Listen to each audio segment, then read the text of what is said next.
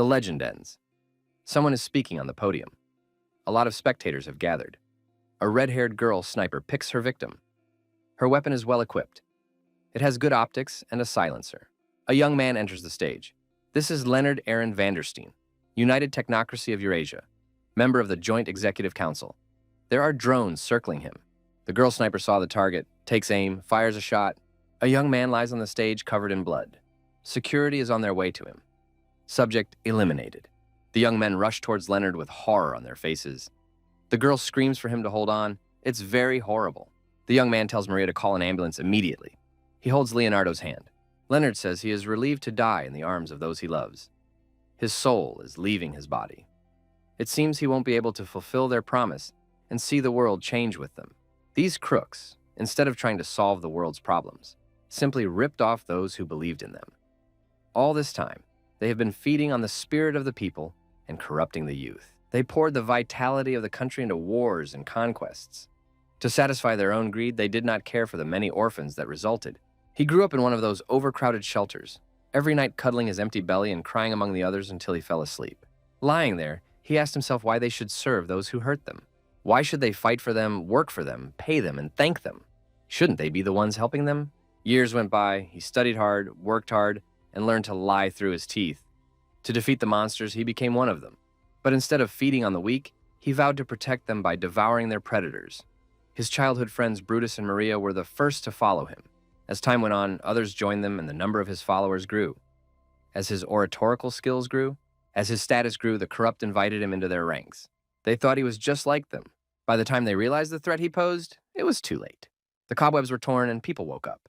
As a last resort, the tyrants hired an assassin, who was to eliminate him. There was no way to avoid it. I guess it was fate's destiny. They think it will solidify their control over the world, but they're too late. It will only lead to its collapse, and a new order will rise from the ashes. They think they've won, but they've already lost. With his death, all his secret files on their corruption will be made public. People will go on to do what he couldn't. Leonard thanks Brutus and Maria for believing in him. Maria can't believe what's happened. She is sobbing. Brutus tries to comfort the girl. The ambulance staff carry Leonard away. A new legend begins. The sun has risen. Everyone is looking at the dawn. The bullet fired by the girl, and the sniper pierces through Leonard's body. The young man falls. Brutus and Maria lean over the dying Leonard. The young man is bleeding. This blood will give first to a new dawn. The girl opened her eyes. There was terror in those eyes. Someone told Herm to wake up. It must have been a bad dream. A girl's asked if she is okay. The girl can't come to her senses. She is still scared. The young people are in a cave. The cave is poorly lit. The conditions they are in suggest that their lives are not easy. The boy screamed out of fear, too.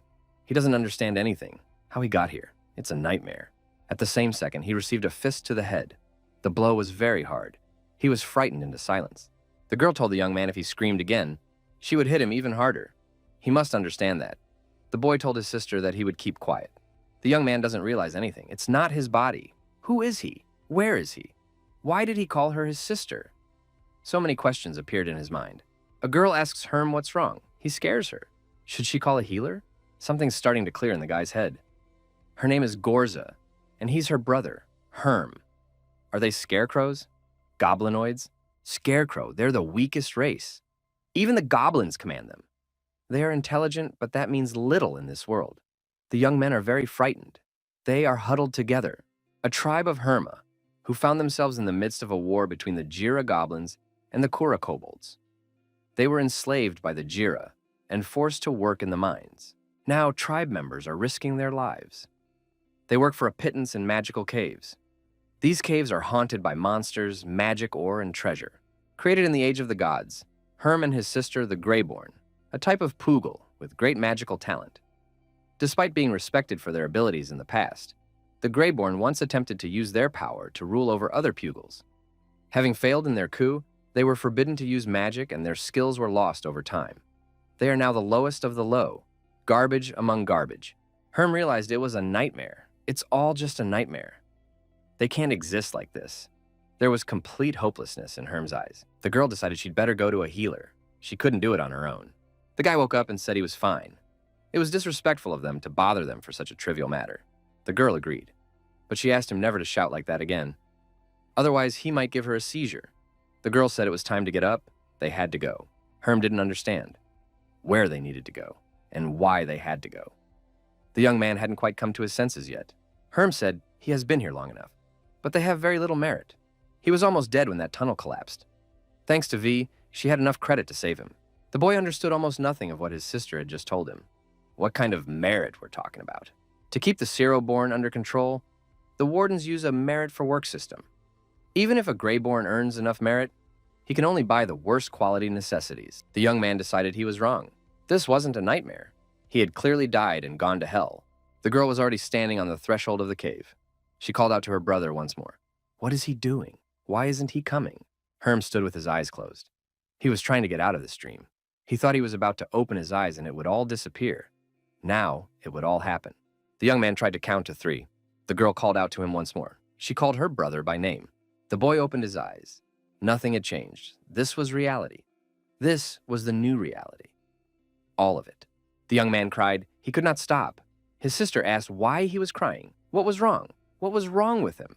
The young man yelled for the girl not to touch him. He didn't want to accept this reality. His body refused. His mind protested.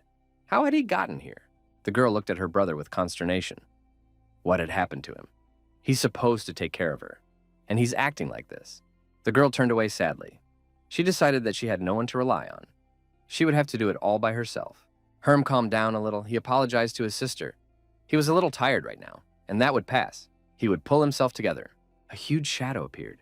A menacing voice sounded. Why are these brats still here? They've had enough of life. The girl looked at him in consternation. Not that. There was horror in her eyes. It was a feeling that constantly accompanied young people. It was a green, huge old man. He asked when these gray rascals would calm down. The goblin was angry. The girl obediently listened to him. The girl thought, why did healer Rog come? Could he have heard his brother screaming? That's all they needed. The healer said these brats think his clinic is a hotel. Then he should charge them accordingly. The old man asked how much merit they had. He was angry. The young people tried to justify themselves. The girl wanted to explain that her brother was not feeling well. The young man respectfully called the healer a master. The guy stated that they were waiting for the healer because they wanted to express their deep gratitude to him. Without his great skill, he would be dead. He was very lucky that the master applied his knowledge to a lowly slave like him. The old man listened to all this with his eyes bulging. He hadn't expected to hear so much flattery. It calmed him down. The healer grinned. He could see the stones had put some common sense into the young man. That was commendable. The old man liked being called Master Healer. The young man continued. They stayed to present the master with this token of their appreciation. The young man held out the stones to the old man. The old man said it's hardly enough, but it'll do for now. Now they have to get out. He has other things to do. The young men said they were grateful to the great healer. The old man said if they had merit, they could come. Otherwise, let them not waste his time. The girl caught up with the young man. She asked what it was about. The young man told her what it was about. Sister said it was an act of gratitude and submission. The boy kissed that old man's wrinkled old ass more than the priestess of the magician. The young man replied that if he didn't, they would lose everything. The girl wants to eat this week. The sister agreed, but the brother had never been so humiliated before. The young man thought maybe the rocks had really knocked some sense into him, and he acted differently. The girl agreed, and now her brother seemed different. She decided to think about it later. Someone called out to Gorza and Herm. The young men looked back. It was a girl. She said she had finally found them, and she ran up to them. Gorza asked what was wrong, why the girl was not at work. She replied that Cool had sent her to warn the young men. Jurg and his buddies are looking for Herm. The girl was scared. Why they wanted her brother. What had happened again? Herm remembered. Jurg's brother was the one who caused the collapse. But he wants to blame it on Germ. That's probably true. The girl said it was like that. The overseers threw him into the punishment cave, and he told Jurg that Herm had caused the cave-in. Gorza said it wasn't fair. Herm almost died himself. The girl stated that it could happen if Jurg found him. The girl said she had to go. It is not safe for young people to be. They need to not be seen. Herm wanted to tell Jurg everything he thought of him, but it was only his thoughts. The brother asked if they came home, they would be safe. They are, aren't they? The girl agreed. Their cave is right next to the overseers. There was no way they would cause them any trouble there. The young man stated, then their path should be as short as possible. However, it can be assumed that they will be searched for on direct routes. Maybe there is another way to get home. The girl said not really. There are forbidden caves, but no one should go through them alone. The kid said he's not going alone. He's going with his sister, and it would be safe. When you're in trouble, you should always take the more interesting path. That's what his old teacher used to say. His sister asked what old teacher he could be talking about. He had never told her about it before. The young man said it didn't matter. We should move home now. He asked his sister to show him the way. The young men began to move around the forbidden caves, but they were not alone. They were secretly being watched. Herm asked his sister why no one was allowed in here again. What else had happened? The sister replied that monsters sometimes come up this way from the lower levels. They need to be careful. The guy thought they used crystals in the main areas, but here the moss itself emits enough light to see. It's a fascinating sight. But it can't be used in the main caves because of the bad odor. The boy saw the boarded-up entrances. He asked his sister what was in there. The girl said there were acid pits, and we should stay away from them. Herm asked his sister if she had been here before. The girl replied that she had once come here with a work group to dump garbage in the pits. Something caught the girl's attention. She stopped. She looked cautiously in the direction the sounds were coming from. The young man stopped too. The girl clung to her brother. Startled, she called his name. What could it be? The young men looked up in fear. They opened their mouths in amazement. They had never seen such a thing. It was frightening. It was a huge red monster. There was someone's leg sticking out of its mouth. It was too late to run away. They froze. Needing to maintain silence, the girl clamped her hand over her mouth. The brother took his sister's hand. We have to get out of here, somehow. The young men were unlucky. One of them accidentally stepped on an old bone. There was a crunch. It was enough to attract the monster's attention. The girl's eyes grew even wider with terror. She was panicking about what to do. Her first thought was to run away. The monster turned its attention to the young men. A part of a human being was peeking out of its mouth. There was blood dripping down its teeth. It was creepy. The monster turned around and headed towards the young men. They had become a new target for him. What to do now, Herm thought. The young men did not move. They held their breath. The monster's jaws were already in close proximity to the young man. The boy lowered his head. He didn't look up. He tried not to breathe. He could smell the foul odor coming from the monster's mouth. The monster didn't seem to notice the young man. He must be blind, the young man thought. The main thing is not to make a noise and keep quiet. This thing knows by sound or smell. The monster turned around. Something caught his attention in the other direction. Maybe this will save them, the boy thought. The young men pressed against each other. Herm signaled for silence. The girl covered her mouth with her hand. The young men quietly began to retreat. They tried to get away from the monster. The monster did not notice them. When they had moved a considerable distance away, the guy said, "They seem to break away."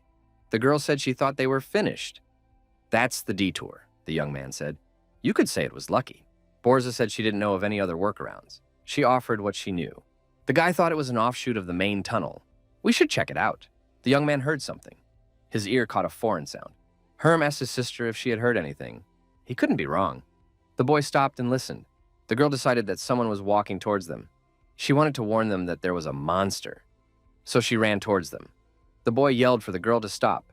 Gorza looked out from around the corner and saw whoever was looking for them. The girl regretted coming here. It was Jurg. Looking down at the girl, he asked where her useless brother was. Herm showed up after his sister. He said he was here, and he wasn't going to hide. Jurg took the girl's hand. He was not alone. The boy pointed at Herm with his companion and told them to grab him. The companion seized Herm. The young man said that if they killed him, they would regret it. Jurg asked what the worm was up to. The young man offered to send one of them forward.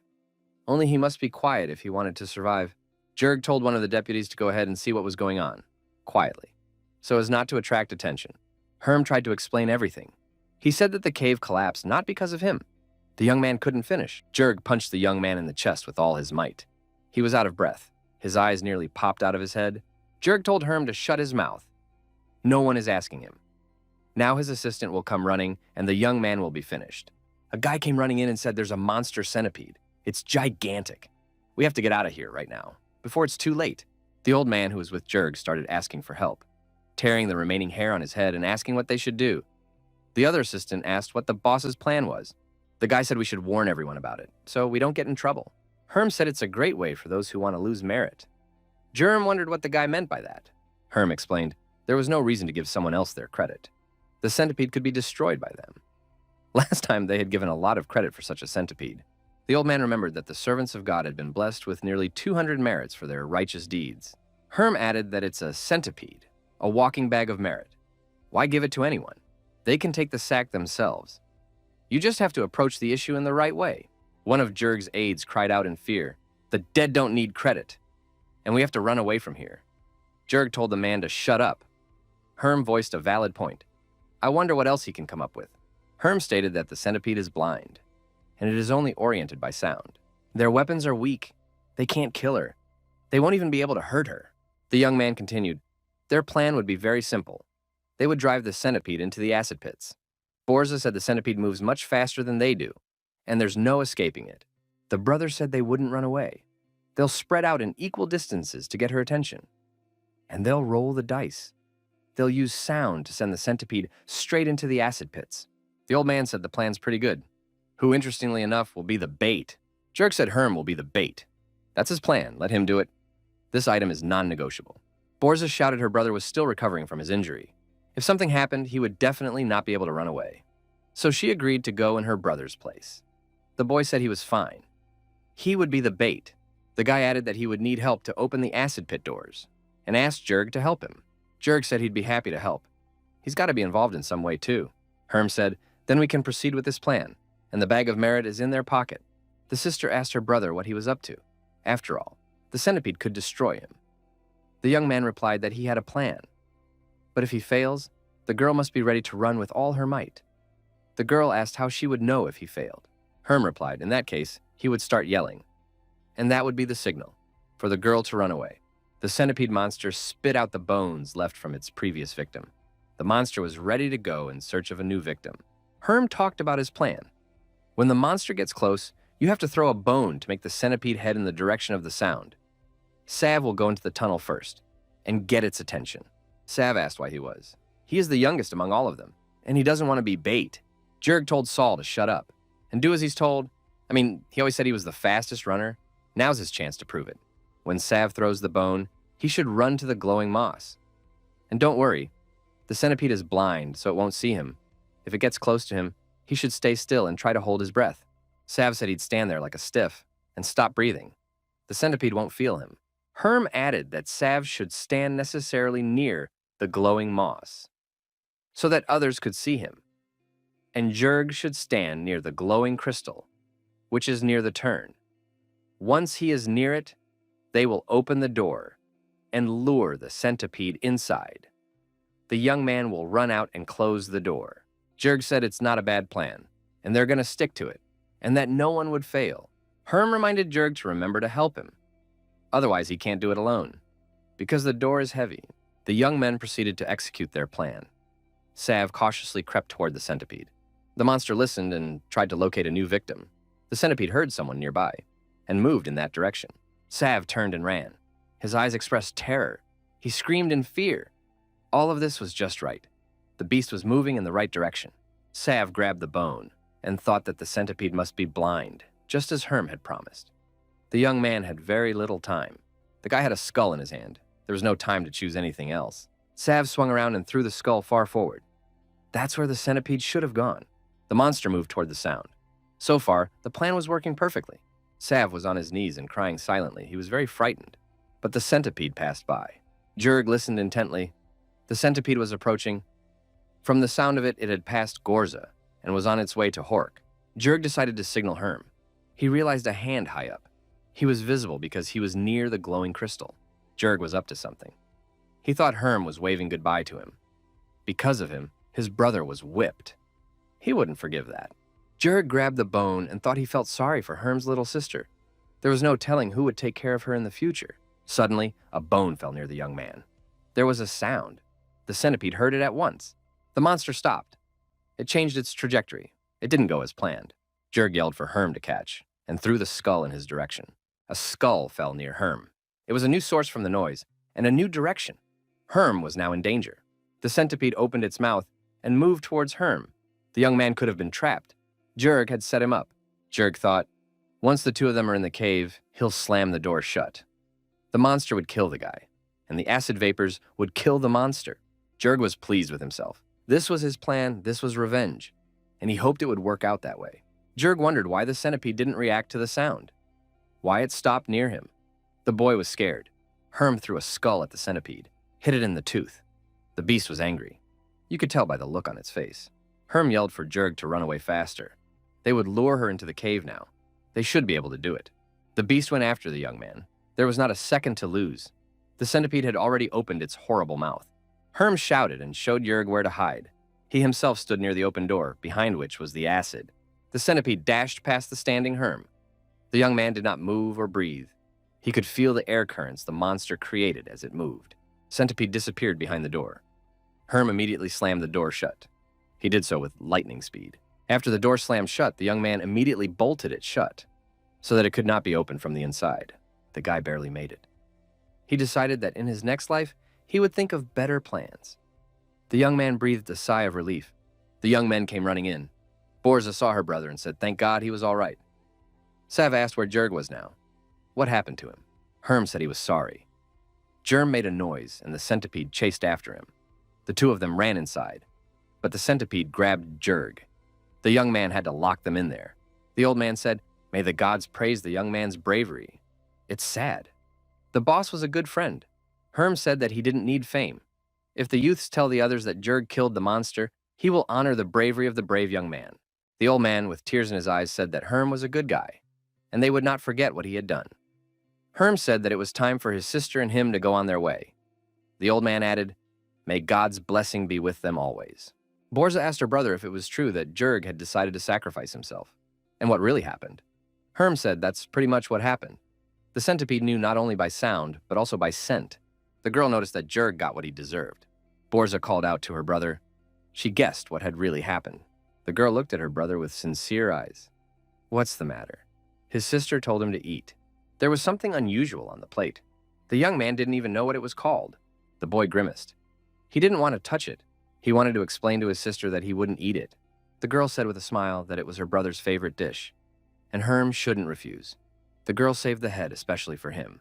The guy grimaced, looking at his plate, and said he didn't want that. He just doesn't have an appetite right now. The girl gave him a stern look. She resolutely stuck the knife into the table and ordered her brother to eat, leaving him no choice. The young man felt sick. He was afraid he was going to vomit. Herm told his sister that he would try it now. The boy touched it with his tongue. He couldn't do much more than that. Gag reflex kicked in. The young man rushed to the trash can and vomited. There was no way to hold on. The girl looked at her brother in surprise. Herm looked at his sister. He wanted to apologize to her. The young man understood what his sister was feeling right now. Gorza looked at her brother with anger. She knew it. She knew, after what had happened in the acid pits. The girl extended her knife hand forward threateningly. She asked who he was. He's obviously not Herm. So he's a demon. The young man threw his hands up in the air. He said he wasn't a demon, and asked his sister to put the knife down. He could prove everything to her now. Gorza says she's ready to hear him out. She wondered what he was going to prove to her now. The boy tried to think of something urgently. He had to tell his sister something to reassure her, and he said Marin powder. The girl looked at her brother in surprise. What does he mean by that? Stop speaking in riddles. The guy repeated, Marin powder. He'll mix it with water, like he did at the holy ceremony last year, and drink it. Demons don't like that stuff. If it catches fire after the drink, it means her little brother will come back to her, albeit slightly charred. And if that doesn't happen, the young man added, then he is her real brother, and that would be good proof. Herm asked how the sister was doing with such a test. The girl said she didn't even know, and looked at her brother with disbelief. Just in case, Gorza kept the knife still in her hand. The guy said they had a deal, and he's going to go look for the powder now. The guy would pour the liquid into a glass, and he'd say that when he drank it, the girl would have to believe he wasn't a demon. Gorza continued to threaten the young man with the knife, saying less words, more deeds. The guy drinking this liquid hoped that all those holy ceremonies with powder, exorcising demons and the like, were just superstitions. And if it wasn't, maybe he'd return to his past body. After the guy drank a glass of liquid, his eyes went to his forehead.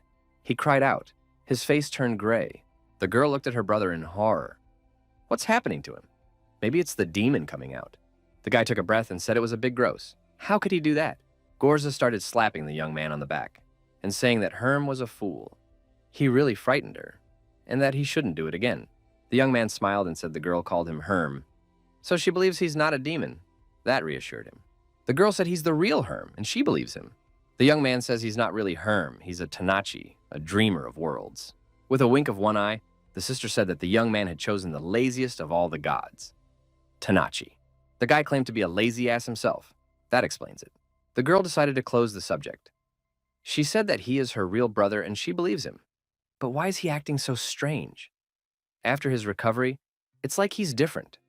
and she wants to hear the truth from him. The young man thought that his father had once told him about such a thing. Maybe telling his sister now was the only chance he had to find out what had happened to him.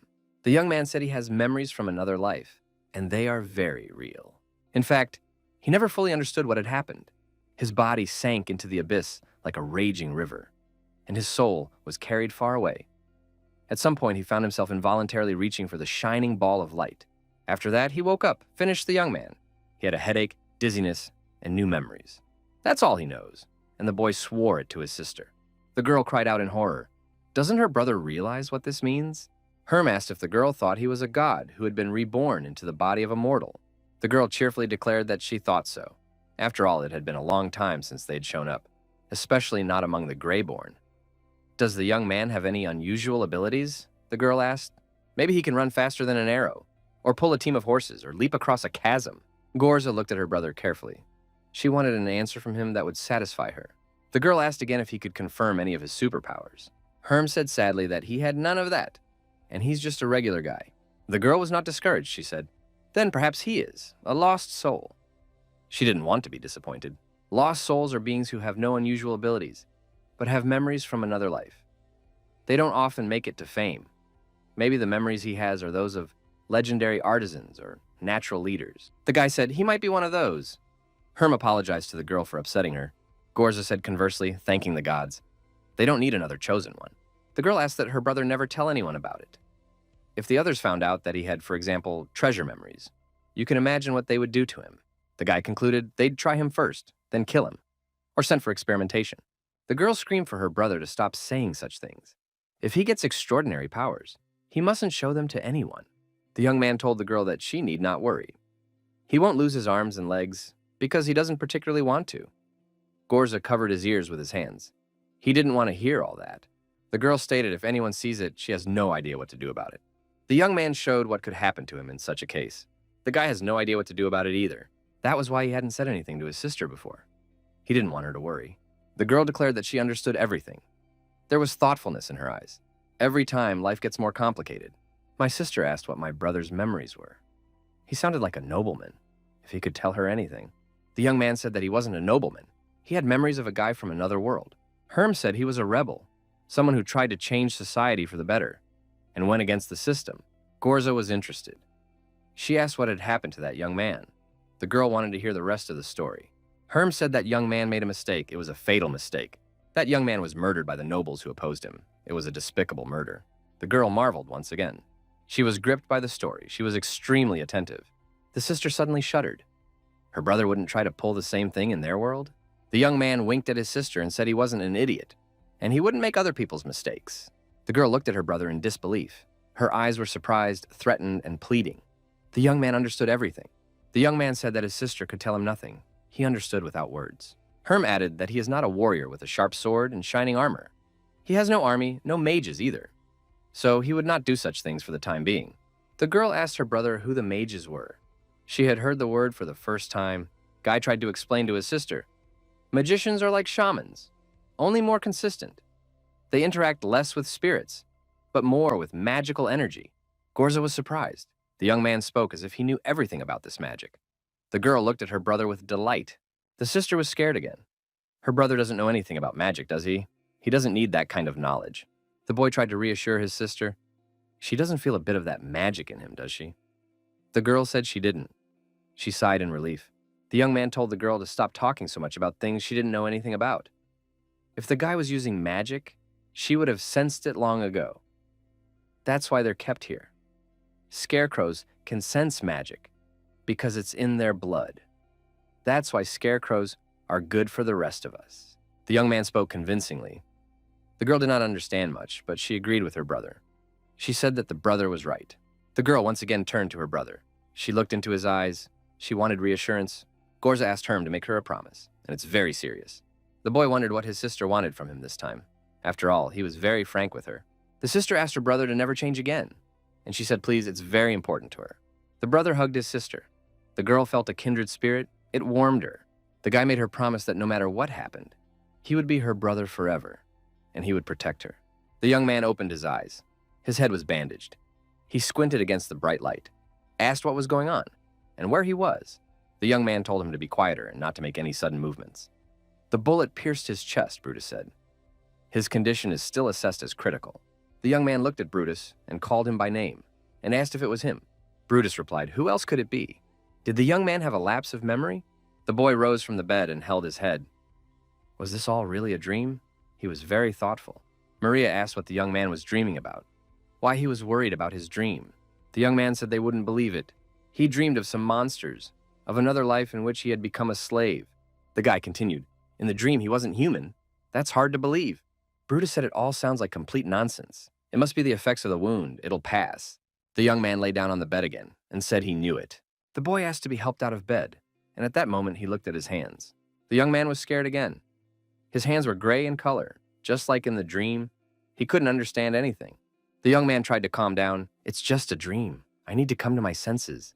Brutus said there was nothing they could do about it and apologized for it. The guy got out of bed and said he missed them. Maria stated that she too missed the young man. In his new life, he would achieve even greater heights. He must promise her that. The young man said he's promising, and they could count on him. The boy was still thoughtful. The young men told the sick man to make a difference in the world. The young man said it's not a question. After all, they know better than anyone that he will shake the world so that not a lot will not seem to everyone. The boy began to come to his senses.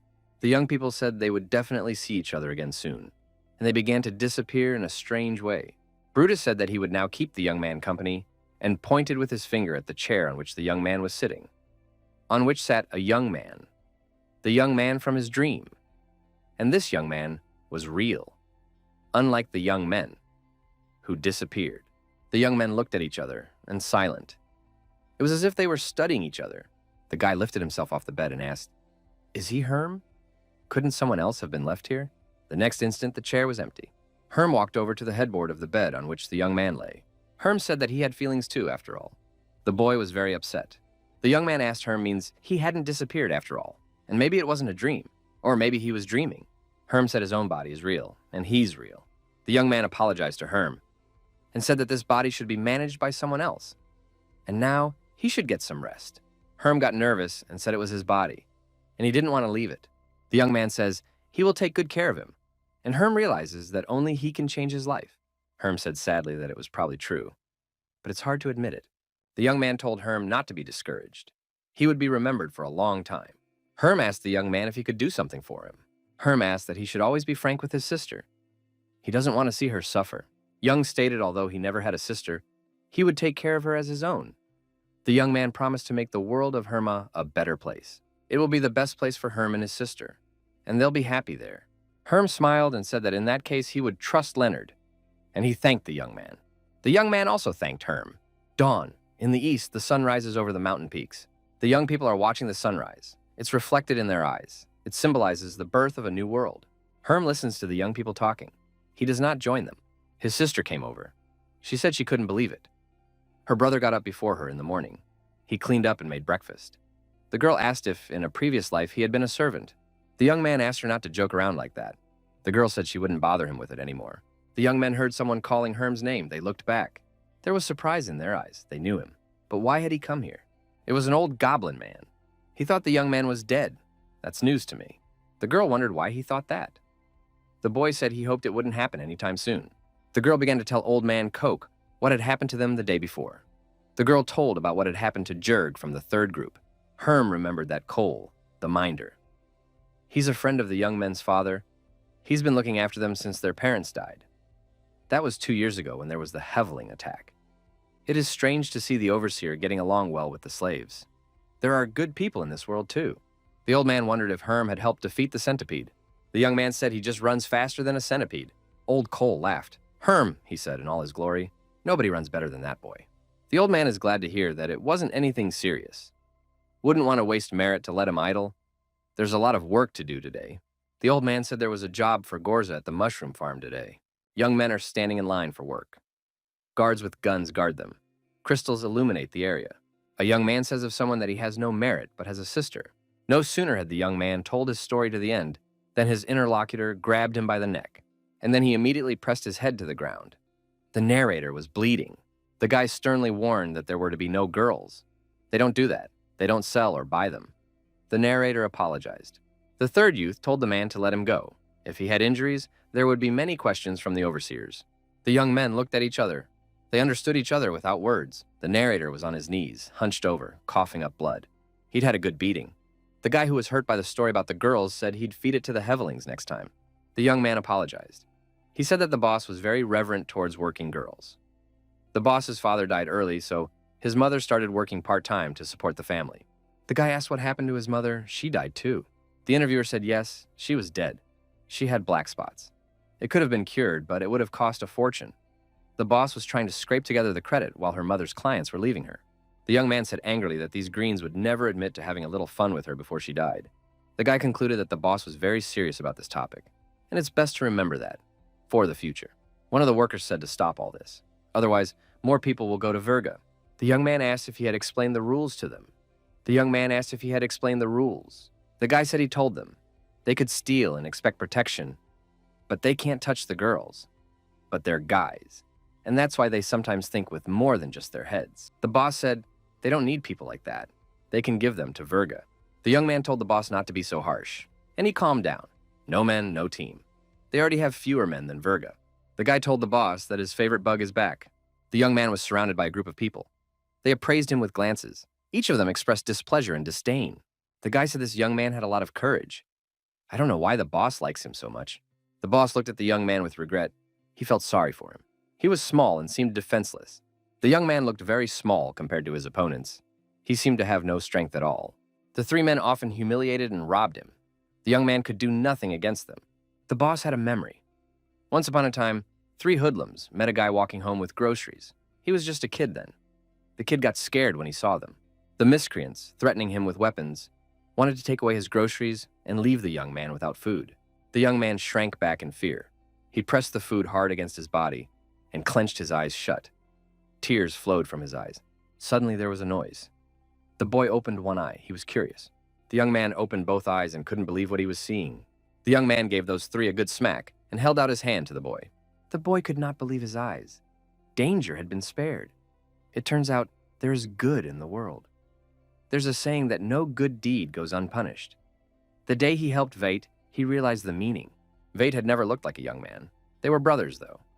The young men watched the sleeping green guard. The boy steals the keys from the sleeping green guard, and the satisfied young men with groceries run away. The young people enjoy eating the food they have just gotten, but sooner or later, everything comes to an end.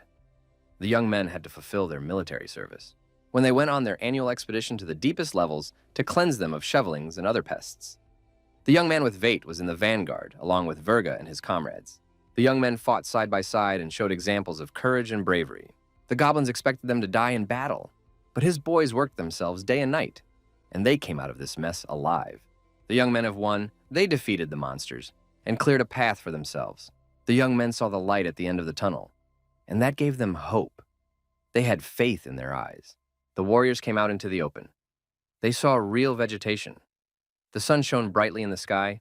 The warriors were going to take a break. They were choosing a place to do so. After they set up camp, they were divided into 2 groups. A group of young men were sent to the deepest part of the level. Ufa was sent to the nearest lake. Virga was sent to the other end of the cave. As they were sent to the most dangerous place, Vate asked to go with Ulf. The young people said goodbye before parting. They did not know when they would meet next time. The young man wanted Vate to be safe, so he was only too happy to oblige his request. But it happened that they were ambushed by a group of Hevelings. They had to fight their way back to the camp. The battle was not easy. Many fighters were wounded. Some stayed there forever. There were few survivors. The young man led his group out, with the fewest casualties. On the way, they came across another group.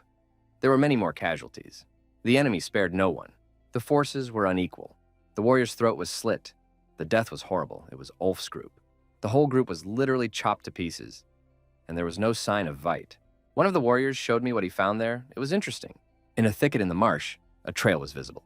The young man was angry. He didn't care who did it, who took his brother. He just wanted him back. A young man and his squad followed the trail. He found a young man lying in blood. The young man was lying face down in blood and showed no signs of life. The boy looked around suspiciously. Maybe it's an ambush. There was an extraneous noise in the distance. His suspicions were justified. The warrior was angry about being trapped. There were twice as many opponents, and they were well armed, and they had prepared for this. The enemy had the whole unit surrounded. There was no escape. The forces were unequal. The guys in his squad knew how to fight and could keep a tight defense. They defended themselves very tightly. The warriors engaged in a bloody battle. The battle was fierce and violent. The young man was confident of victory and had no doubts about his squad. The opponent was outnumbered, and they had a favorable strategic position. The young man was ready to fight to the last man. He didn't think about himself. He had to lead his squad out of the ambush. The guy felt something was wrong with his body. The young man released the weapon from his hands. He went down on one knee. He had been wounded. Blood flowed from his body. The young man was stabbed by a Vite. He was a blind fool. It was a set-up ambush. The squad is on the defensive. Despite the betrayal, the warriors are not going to give up. One of the soldiers jumps up over his colleagues and throws his spear at the enemy. He will fight to the last man, even if they run out of weapons. They will be ready to defeat their opponents with their bare hands. The enemy is cunning, most likely plotting something. Everyone wants to avoid casualties. His eyes are clouded with hatred. He clearly wants to do something insidious, using the element of betrayal.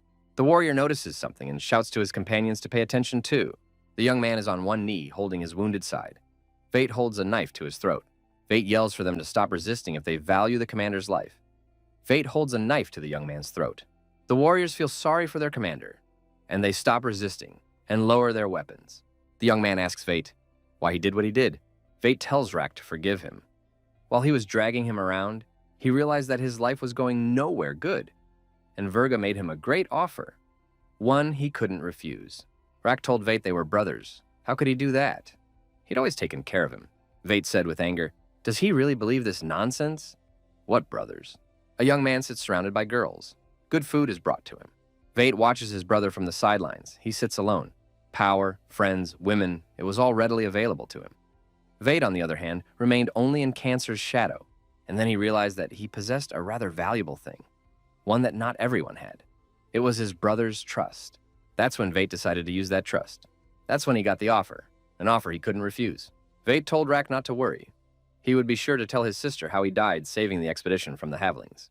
Vate whispered in Rak's ear that his sister would be very grateful to him for this, and her beautiful body would be grateful too. Vate imagined how he'd deal with Rak now. Just then, someone approached him from the side. Vate looked at him. It was Virga. Virga said that only an idiot brags to his opponent when he's still alive. Enough talk, we just have to finish him off. Vate answered he thought his master must strike the final blow. Virga said that a warrior who dies at the hand of a traitor sounds kind of poetic. Vate said he agreed with his master. Vate swung his knife at Rak and told the man that he would be a good friend and would cherish what he left behind. Rak overcame the pain, out of his last strength, grabbed his axe and swung. With a sharp movement, in the blink of an eye, the warrior cut off the hands of the recalcitrant Vate. The young man was horrified. Rak stood to his full height and told Vate that he would deal with him later. He had other matters to attend to now. Rak's squad shouted, "Boss, what should they do?" Rak was furious. He was ready to destroy all enemies, and there was no stopping him. Rak shouted that Virga had thrown his troop to the wolves, and he himself had cowardly fled. The opponents were in a panic. Without a commander, they didn't know what to do. Their squad had fallen apart. Virga was gone, and his men scattered like sand. Rak's unit was victorious.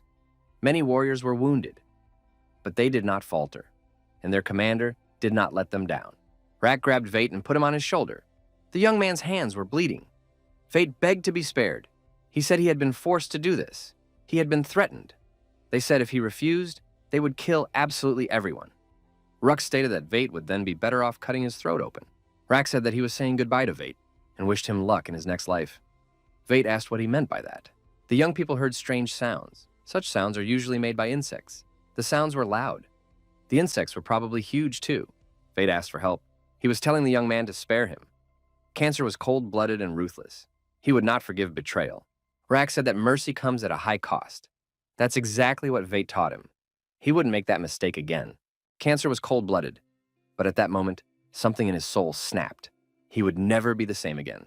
The young man was still standing near the three hooligans. They stared at him intently. The warrior asked the boss what they should do. They mustn't let the scum of Virga do such things in their territory. The boss said to leave him alone. Some people can't use words to explain things. Let them explain it to him in another language. The Virgi warrior sputtered and asked the young man what he thought he was doing here. The young man stood with his fists clenched and looked calmly at his opponent. The big bald man repeated his question once more. He was furious that his question had been ignored. The boy continued to stare at him in silence. Baldy was distracted by his coworker. He had something to say to him. A colleague said he thinks it's the same Herm they've heard about. He's the brother of the same Gorza, the one who refused to work for Virga. The young man's eyes filled with anger after hearing about his sister. The bald big man noticed that the young man was angry. That gave him some nerve. So he decided to harass the boy further. Baldy said that kid caused the tunnel to collapse. Maybe a rock hit him in the head, and he's not thinking straight.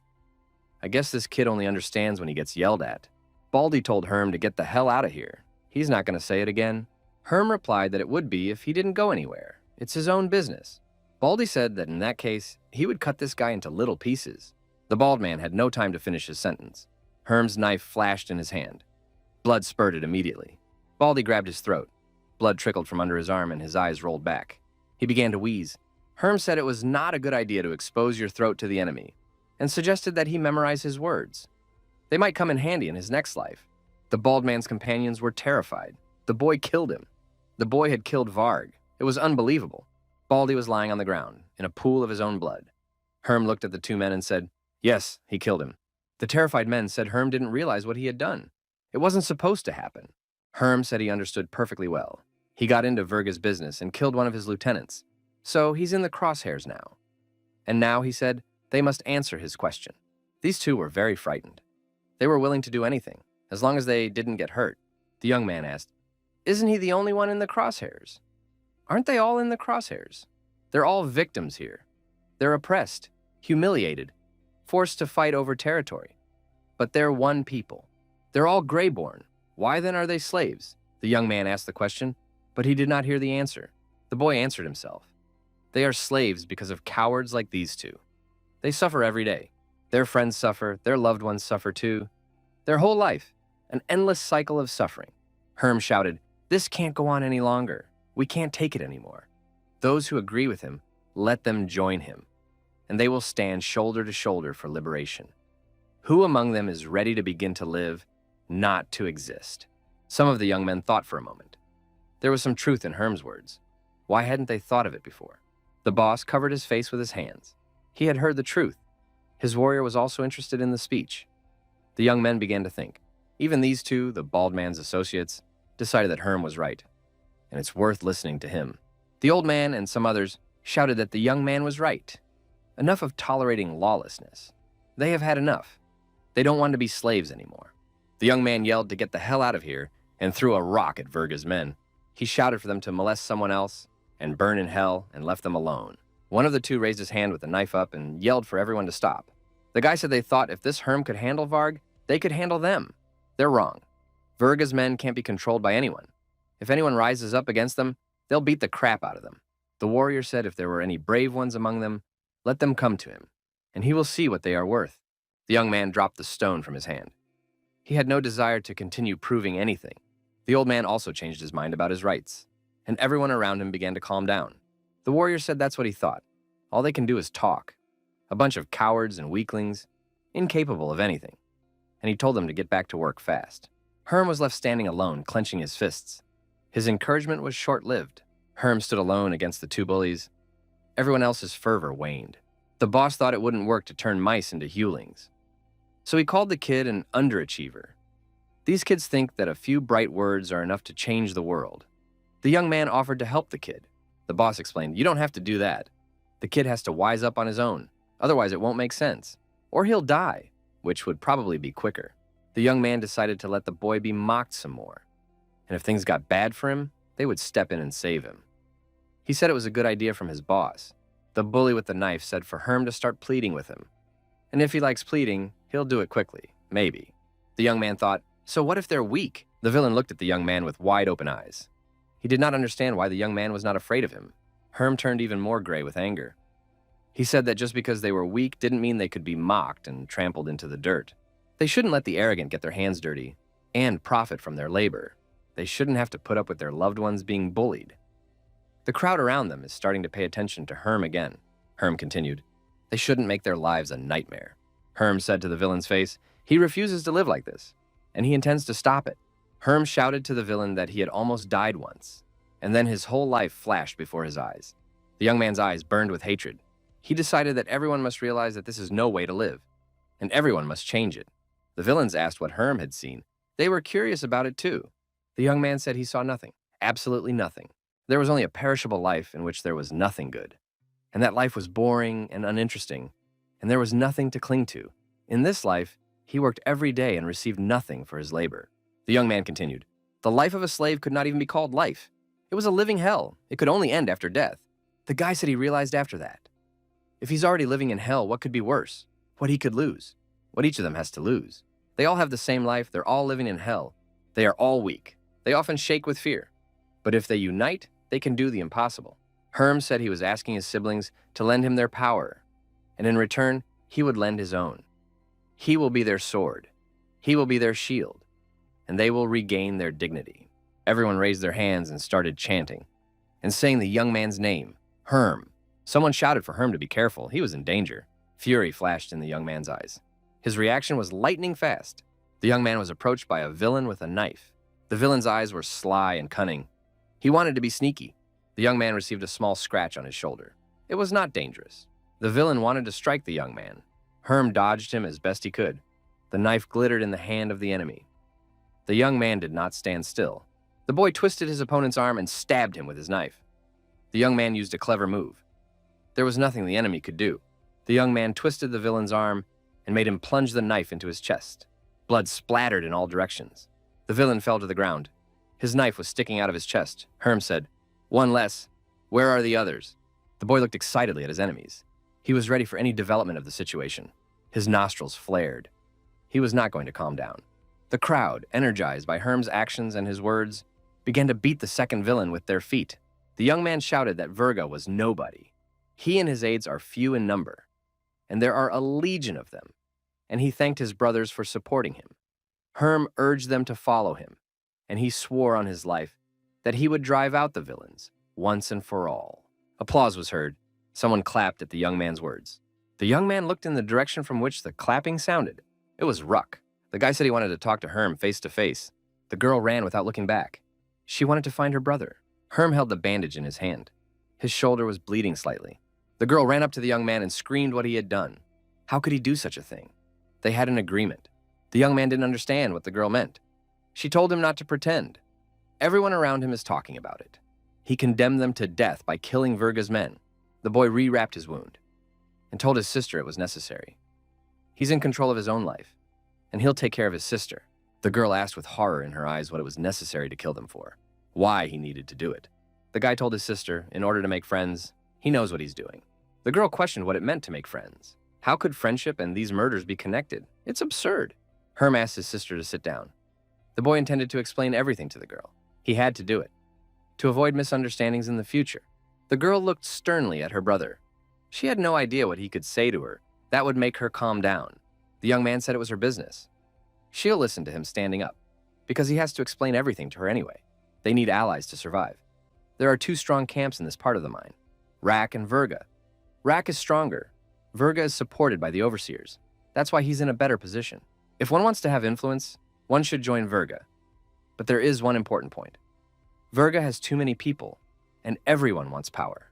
If you join Virga, you'll die working for him like the rest of us. It's different with our Rack. Cancer doesn't have the same favorable position. Cancer will consider him an ally, as long as he's being helpful. The young man showed the crayfish what he wanted to see. It worked. Cancer came to the young man himself and offered him a partnership. But not everything went according to his plan. There were nuances. The crowd lynched Virga's man. At the same time, he asked for help. Rack wanted to execute this scoundrel, and he was determined. But the young man stopped him and didn't let him do it. Rack asked why he was doing this. What is he even doing? It's the enemy. Herm stated that he should be released. It would be the right thing to do. Cancer was indignant, saying it was a bad joke. If you show your rival your kindness, he'll come running tomorrow and cut off the young man's head or his sister. Herm tried to explain his position. It didn't matter if they killed him or not. He had already caused Virga a lot of trouble. The boy added that showing kindness to a victim of this cursed world wouldn't be so bad. All of them had hit rock bottom at some point and tried to find something to help them get stronger. Some had even done terrible things. But the young man believes that each of their kind deserves a chance at redemption. Even if they are drowning in despair, they are still trying to swim out of it. The young man looked at the villain and wondered if his brother could swim out of the abyss of despair. The villain looked at his colleague, who lay dead in a pool of blood. He didn't like this fate. This villain shouted loudly that he can do it. He's ready, and he can do it. K-Germ told Raku he knows it's hard for him, But they need to show that they are not like Virga's people. And the best way to do that is to show mercy. Rack was silent. He stared intently at the young man. There was anger in his eyes. But he was beginning to doubt himself a little. Herm also looked intently into Rack's eyes. He became between a warrior and a villain. Rack must now make his choice. The young man said that Herm was up to a dangerous game. But he likes it. The boy got a sparkle in his eyes. Herm looked up at the big man from below and thanked him for those words. The warrior says Herm can call him Hem. He only lets the tough guys call him that. To the rest of us, he's Hemgal. Herm thanked Hem and asked Ruck to let his opponent go home. That would benefit everyone. Hem told the boss he advised him to listen to this kid. He may be small, but he's got guts. Rack didn't answer anything. He remained silent. The warrior hadn't made a decision yet. But there was a brainstorm in his head. He weighed the pros and cons for himself. Finally, Rack raised his hand and said, "Let it be so. Let's do as the young man wants." The villain couldn't believe his luck. He thought he would never get out of here alive.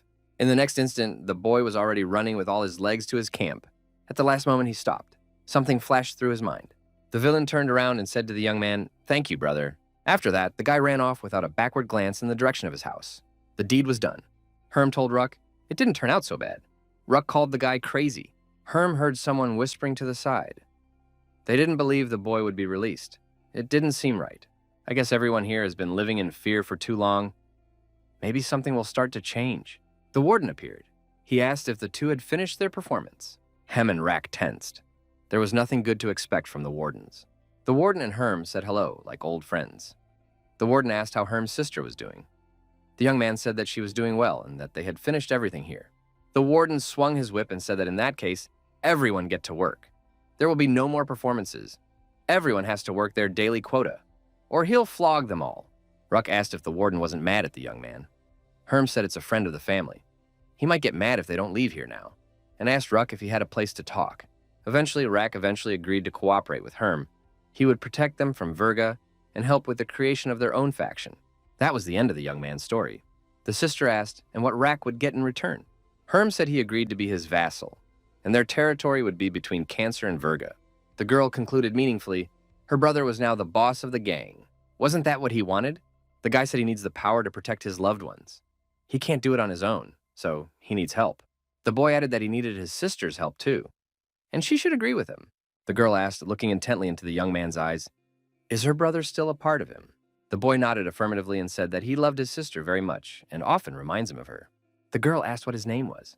What is his real name? She wants to know it immediately. The young man wondered if it really mattered that much. What if he had to run away from her? Otherwise, she would be able to control him, and he would become her servant. The girl said he must lay everything out immediately. Otherwise, she would go after the priestess. The young man raised his hands and closed his eyes. He said his name was Leonard, but people just called him Leo. The girl told the lion to strike herself.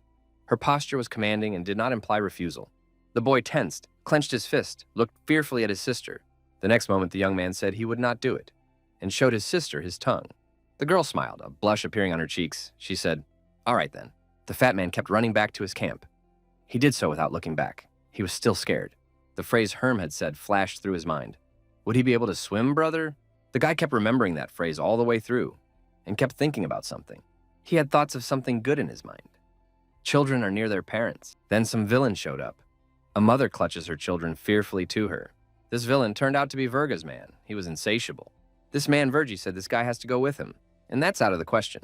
The boy didn't want to do it. He didn't want to leave his family. He had little kids. It was explained to the guy what he was supposed to be doing. He wasn't like this before. The two men took him to Virga's camp. His wife and children were left alone. The boy was led to Virga. He bowed to this warrior.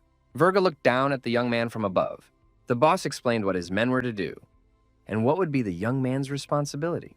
Now they will have to collect tribute, and no one cares that families will be left hungry. It was a different life. The guy didn't want it for himself. He started drinking a lot. There were different women around him, but he remembered his wife. He became a different person.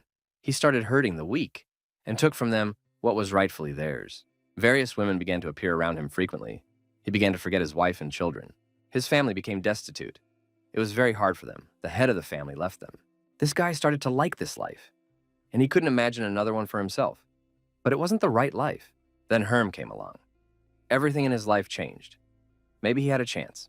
The boy remembered again the young man's words, whether he could swim out. It was a chance to return to his past life. The guy thought, what is he doing with his life? How could he live like this? How could he leave his family behind?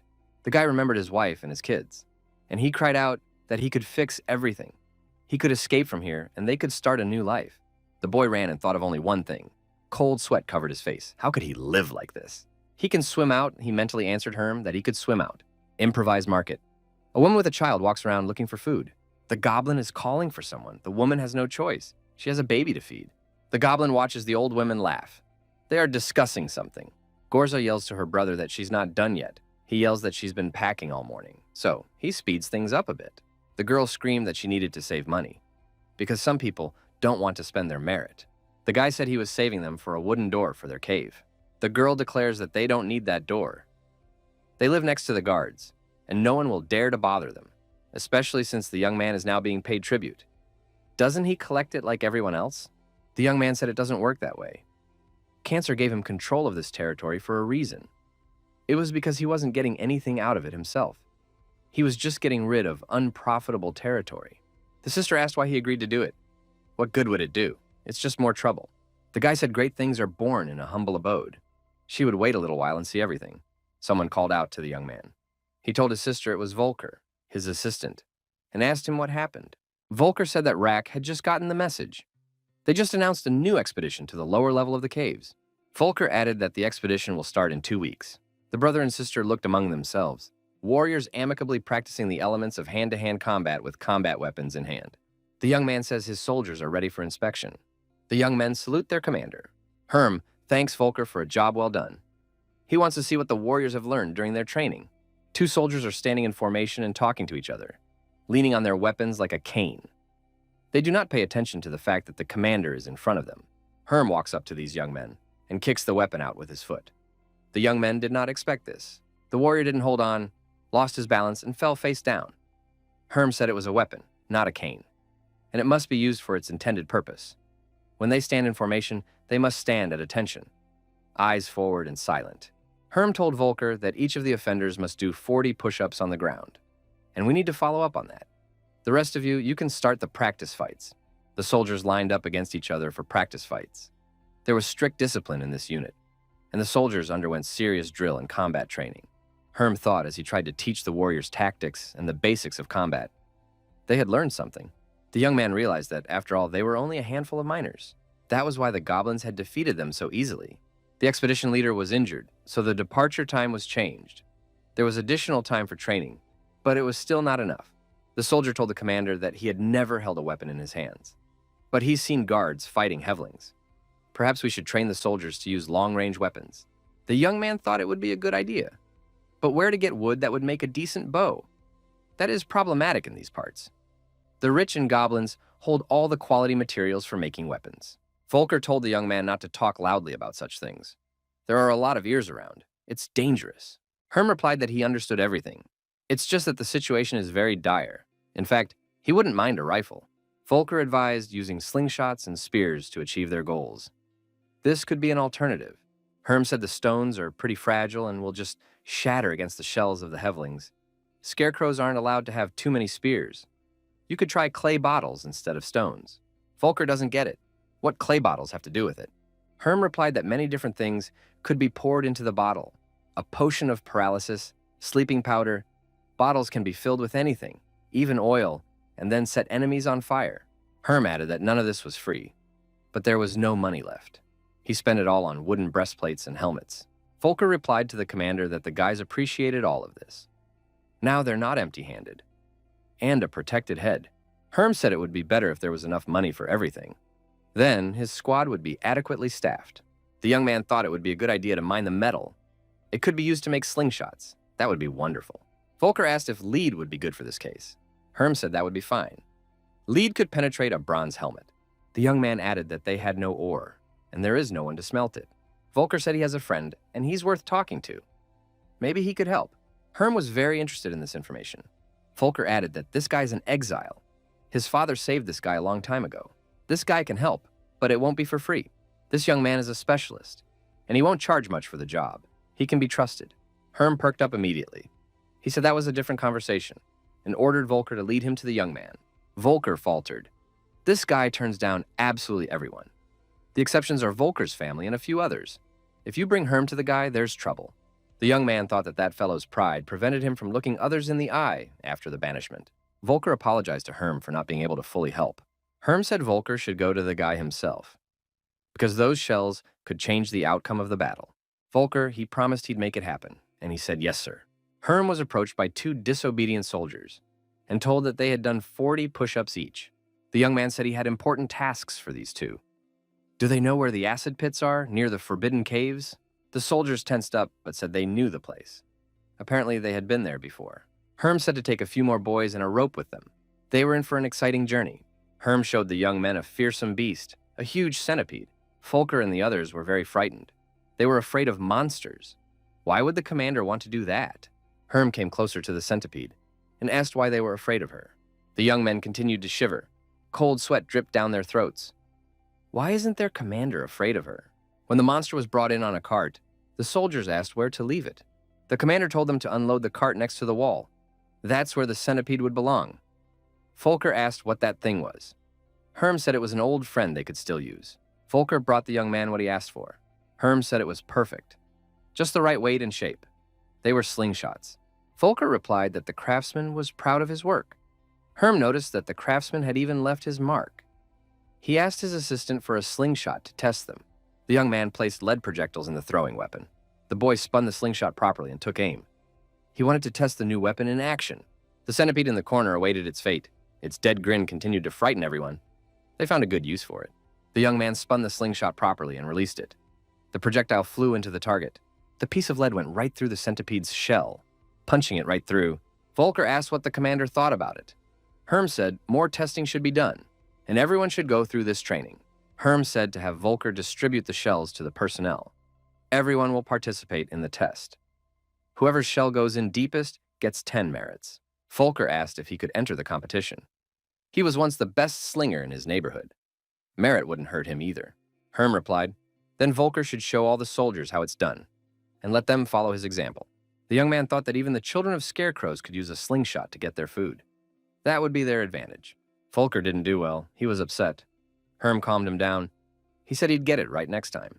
You need a lot of practice in this business. The young man thought about it and turned to Volker. He had an idea. Volker, no longer sad, wondered what he could do to help the commander now. Herm asked to tell his acquaintance to make as many of these ammunition as possible. Just don't brand them, because they don't have enough time. Volker was pleased and said he would be sure to pass it on. The boy liked it when he felt needed.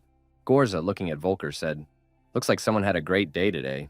Herm said the day could have been even better if someone had let him buy a wooden door. Gorza pounced on her brother. How many times is he going to say the same thing? They can't afford to buy a new door. The girl cried. She was very hurt, too. She told the young man what had happened to her today at work. The supervisor told her to calm down, because she was working too hard for the merits. The boy didn't know what to say to his sister. He felt sorry for her, but he couldn't change anything yet. The girl jumped on her brother and screamed that it was really bad. It couldn't get any worse. The one who should want her dead from overwork told her to get more rest. The girl left her brother alone and turned away from him. The young man said, he knows his sister is working for two, but it's for their future good. The girl told her brother to leave her alone. She just wants to go to bed. She doesn't need anything else from him. The young man said he made the girl dinner. He wants her to relax. The guy didn't have time to finish his sentence. Gorza asked what that stench was. The girl looked into the next room and screamed in terror. There was fear in her eyes. Gorza turned away and vomited. Herm looked over to where the foul odor was coming from. He too felt uncomfortable.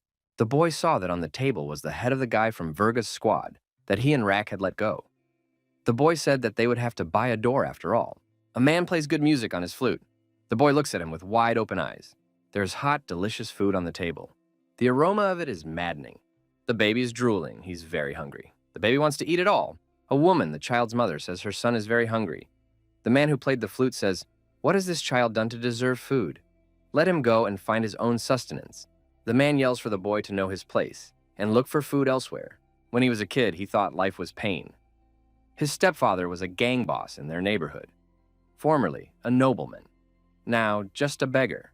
Looking at him, he saw his mother's past and his own mistakes. Many people hated his stepfather and took their anger out on the child. The kid got beat up on the street. Everybody was beating him up. and in his head was the sound of that flute. The boy grew to hate it. When the boy grew up, his stepfather sold him to a fighting pit to pay off his debts. Every night, the boy fought with other youngsters to survive. Even edged weapons were used. It was survival of the fittest. There was no room for pity or mercy in these fights. Each was like a wolf to the other. The loser begged for mercy and appealed for mercy, but it didn't work. The weak were not destined to survive. The boy grew up, fought in battles, and there was not an ounce of mercy left in him. The law was kill or die, and I could hear the sound of that flute in my head all the time. Where he lived, rat fights were commonplace. Rats fought for survival too. The neighborhood boys amused themselves by forcing hungry rats to gnaw each other's throats for food. The young man saw himself in those rats. He also danced to other people's tune to live a little longer. But one day he saw something. A child was pushing one rat forward, torturing it and urging it to fight. This rat did something different. It jumped out of the cage and clung to the hand of its abuser. The young man was amazed at what he saw. The guy saw the animals fight back, and he understood. If even animals resist their slavery, why couldn't he resist this one? The rats knew they couldn't win, but they tried anyway, and they died as rats, not slaves. The boy thought, if such small animals have so much courage, why shouldn't he have it? Even if he suffered, even if he died, so what? He swore that day that he would only live by one rule, his own rules. If his parents had seen a little farther than their own noses, they would have foreseen this outcome. The young man didn't poison them. He just put them to sleep. They tried to teach him the laws of this world, and so the guy took everything from them. He had his own set of laws that he followed. The guy took his parents' power, their lives, even their skin. The young man shouted that today everyone had witnessed the demise of the old pig. He asked everyone who they were now serving. The flute music continued to play in the guy's head. The guy shouted one word. It was a name, Virga. The young man's eyes shone with hatred. He was filled with that feeling. There was nothing good left in him. Virga grew up and started playing the flute, like his stepfather. It became his favorite pastime. The man's gaze is cold and penetrating. It was hard to bear. You could tell from it the cruelty of the man. The young man couldn't stand that look and apologized to his boss. Virga said he was listening to Oswald and put his flute on the table. The young man said his boss was right. The assumption was confirmed. Oswald said that Helmar is a traitor. This is already known for sure. Virga showed no emotion. He said, understandably. There was an icy coldness in his eyes. He didn't say another word. Virga had clay figurines of his warriors. It was quite a collection. Virga took one of the statuettes in his hand. It was a statuette of Helmar. Virga said it's too bad. That's all he said. The man had made his final decision. When the young man took his father's place, his men were the ones around him. To survive, he needed his own people, whom he could trust. The young man began to select such a person. He looked for devotees. Helmar was the first of the 10 he had brought close to him. This guy seemed trustworthy. He thought he'd make a good one. A forgotten bastard from a noble family, practically the same as him. He shared his view of the world and his interests. Guy began to teach this young man a lot of things. He helped him get back on his feet. They secured a new home together. They did it the hard way, based on their view of the world. The young men had secured a new future for themselves, which was achieved through blood and murder. They paved the way with brutality and weapons, and there was no mercy in their hearts. Helmar was like a son to him. Helmar was his firstborn son. Virga put his hand on Oswald's shoulder and asked why Helmar had done that. Oswald, shaking with fear, said that he did not understand. Virga said to Oswald not to kid himself. When the boss appointed him and Heim as his right and left hand, Helmar had two choices: agree with the decision or oppose it.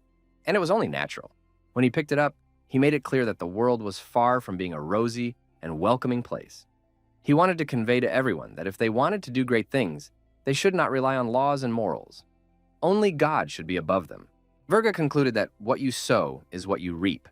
That's the result. Oswald asked his boss what they should do now. Virga replied that Oswald need not worry. The stage was already set. All they had to do was wait for the performance. Oswald now understood why the boss had asked Helmar to send Herm's head. Virga said it was exactly like that. Oswald got it right. Oswald wondered if using the heads of the Pogue family wasn't overkill. Virga said he was a deserter.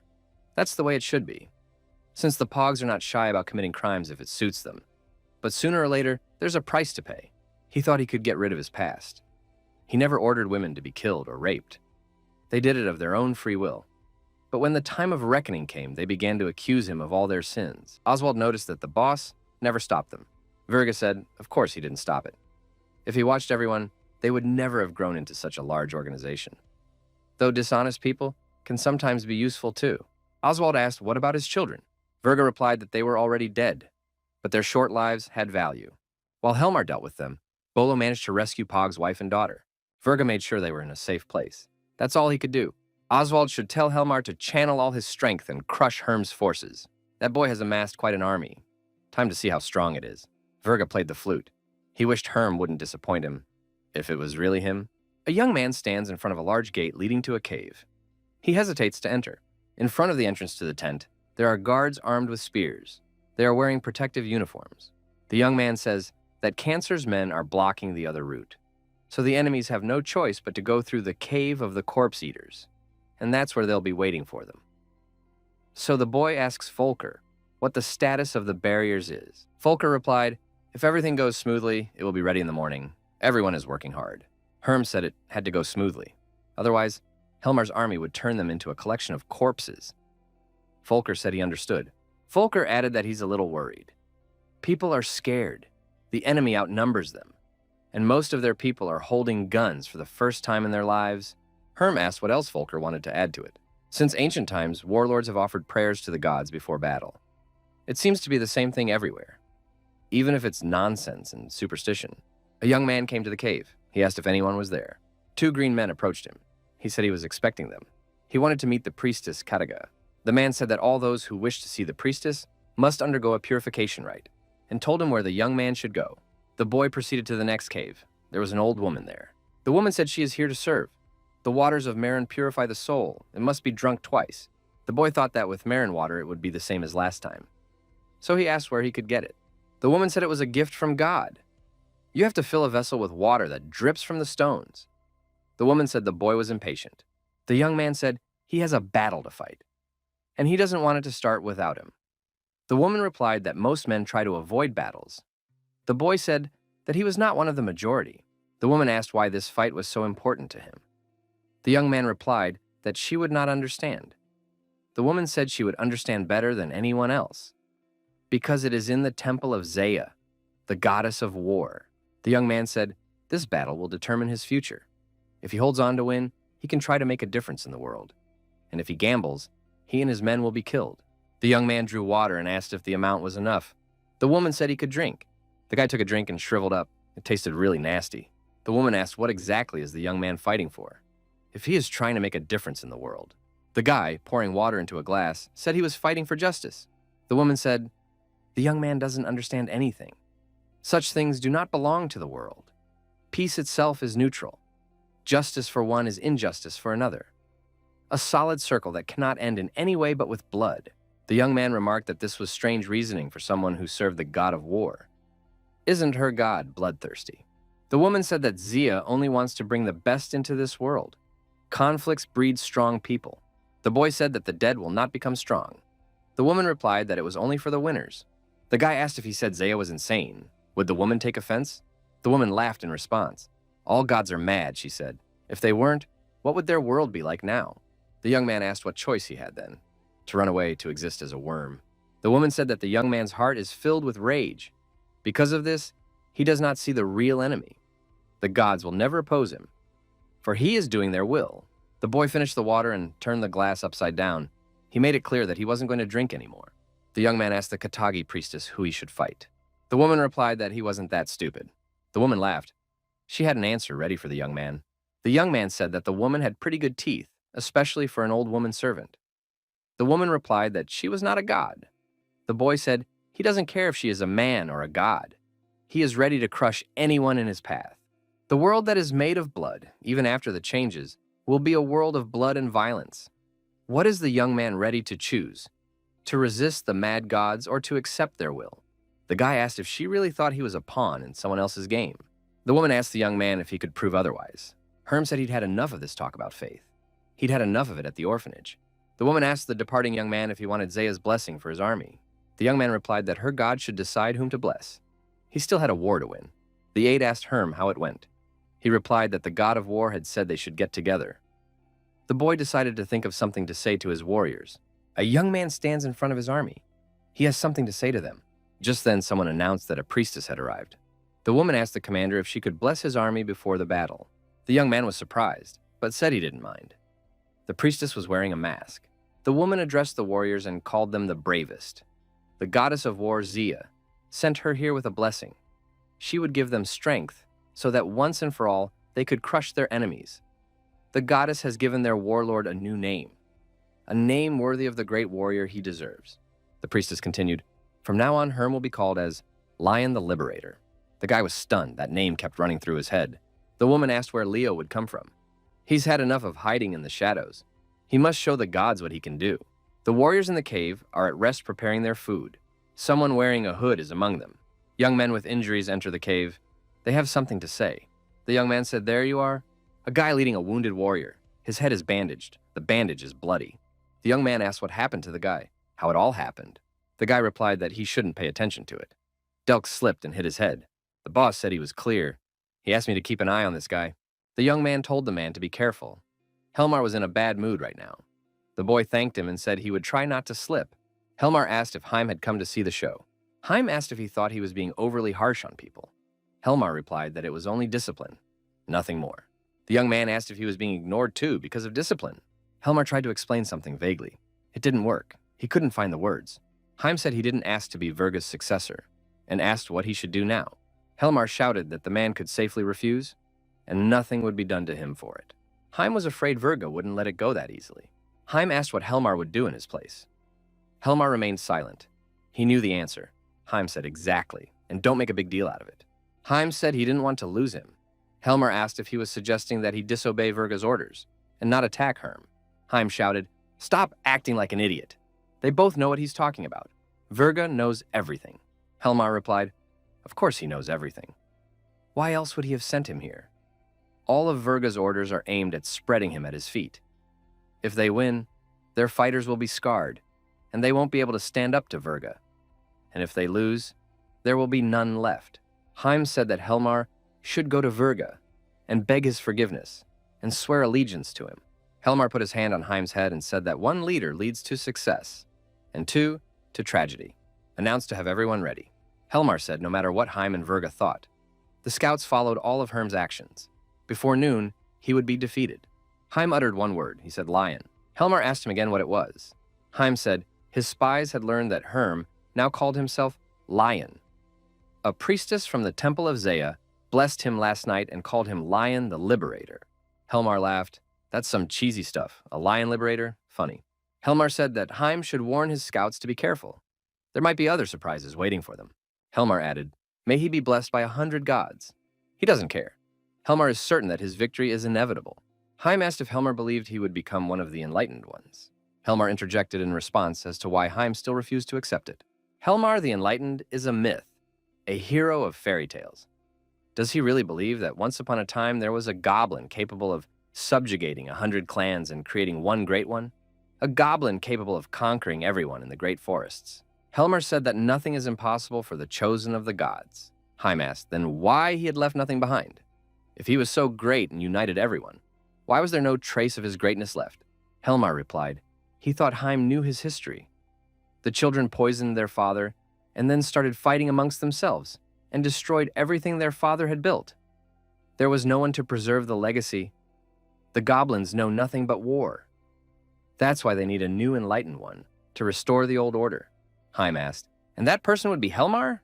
Helmar nodded affirmatively. Heim asked what would happen to Virga then. Will he fight with Virga? Helmar replied that the world must change, and it doesn't matter who gets in his way. Helmar was ready to fight. He went out to his soldiers, fully armed. Helmar told his warriors that it was time to destroy their rival. The expedition is 10 days away. We must do it quickly. He asked if his men were ready. They all shouted that they were ready. Heim told his brother to take care of himself, and may the gods protect him. Helmar was determined to fight. His gaze was confident. The young man knew how to proceed, and he believed he could change the course of events. The warlord led his troop to meet the enemy. He was determined. The warriors moved in a smooth formation. They were all well-trained and superbly armed. The commander, as was his custom, led the way. Helmar raised his hand and stopped the movement of the squad. The warriors obeyed the commander's will. The sentry told the boss that the enemy had built barricades in the far corner of the cave, a few hundred kilometers away, and drew a detailed diagram. Explanation from Professor Gorza. Killigs is a unit of measurement in the goblin world. It is named after great ancient warriors who were about 2 meters tall. The warriors are preparing to repel the attack. They're standing in rows. They have barricades lined up.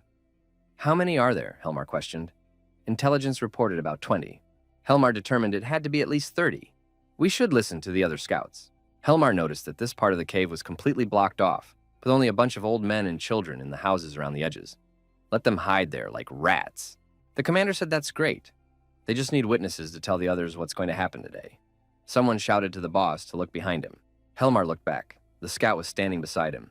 There was another subdivision on the upland behind. Who it could have been? Everyone shouted that it was Virga.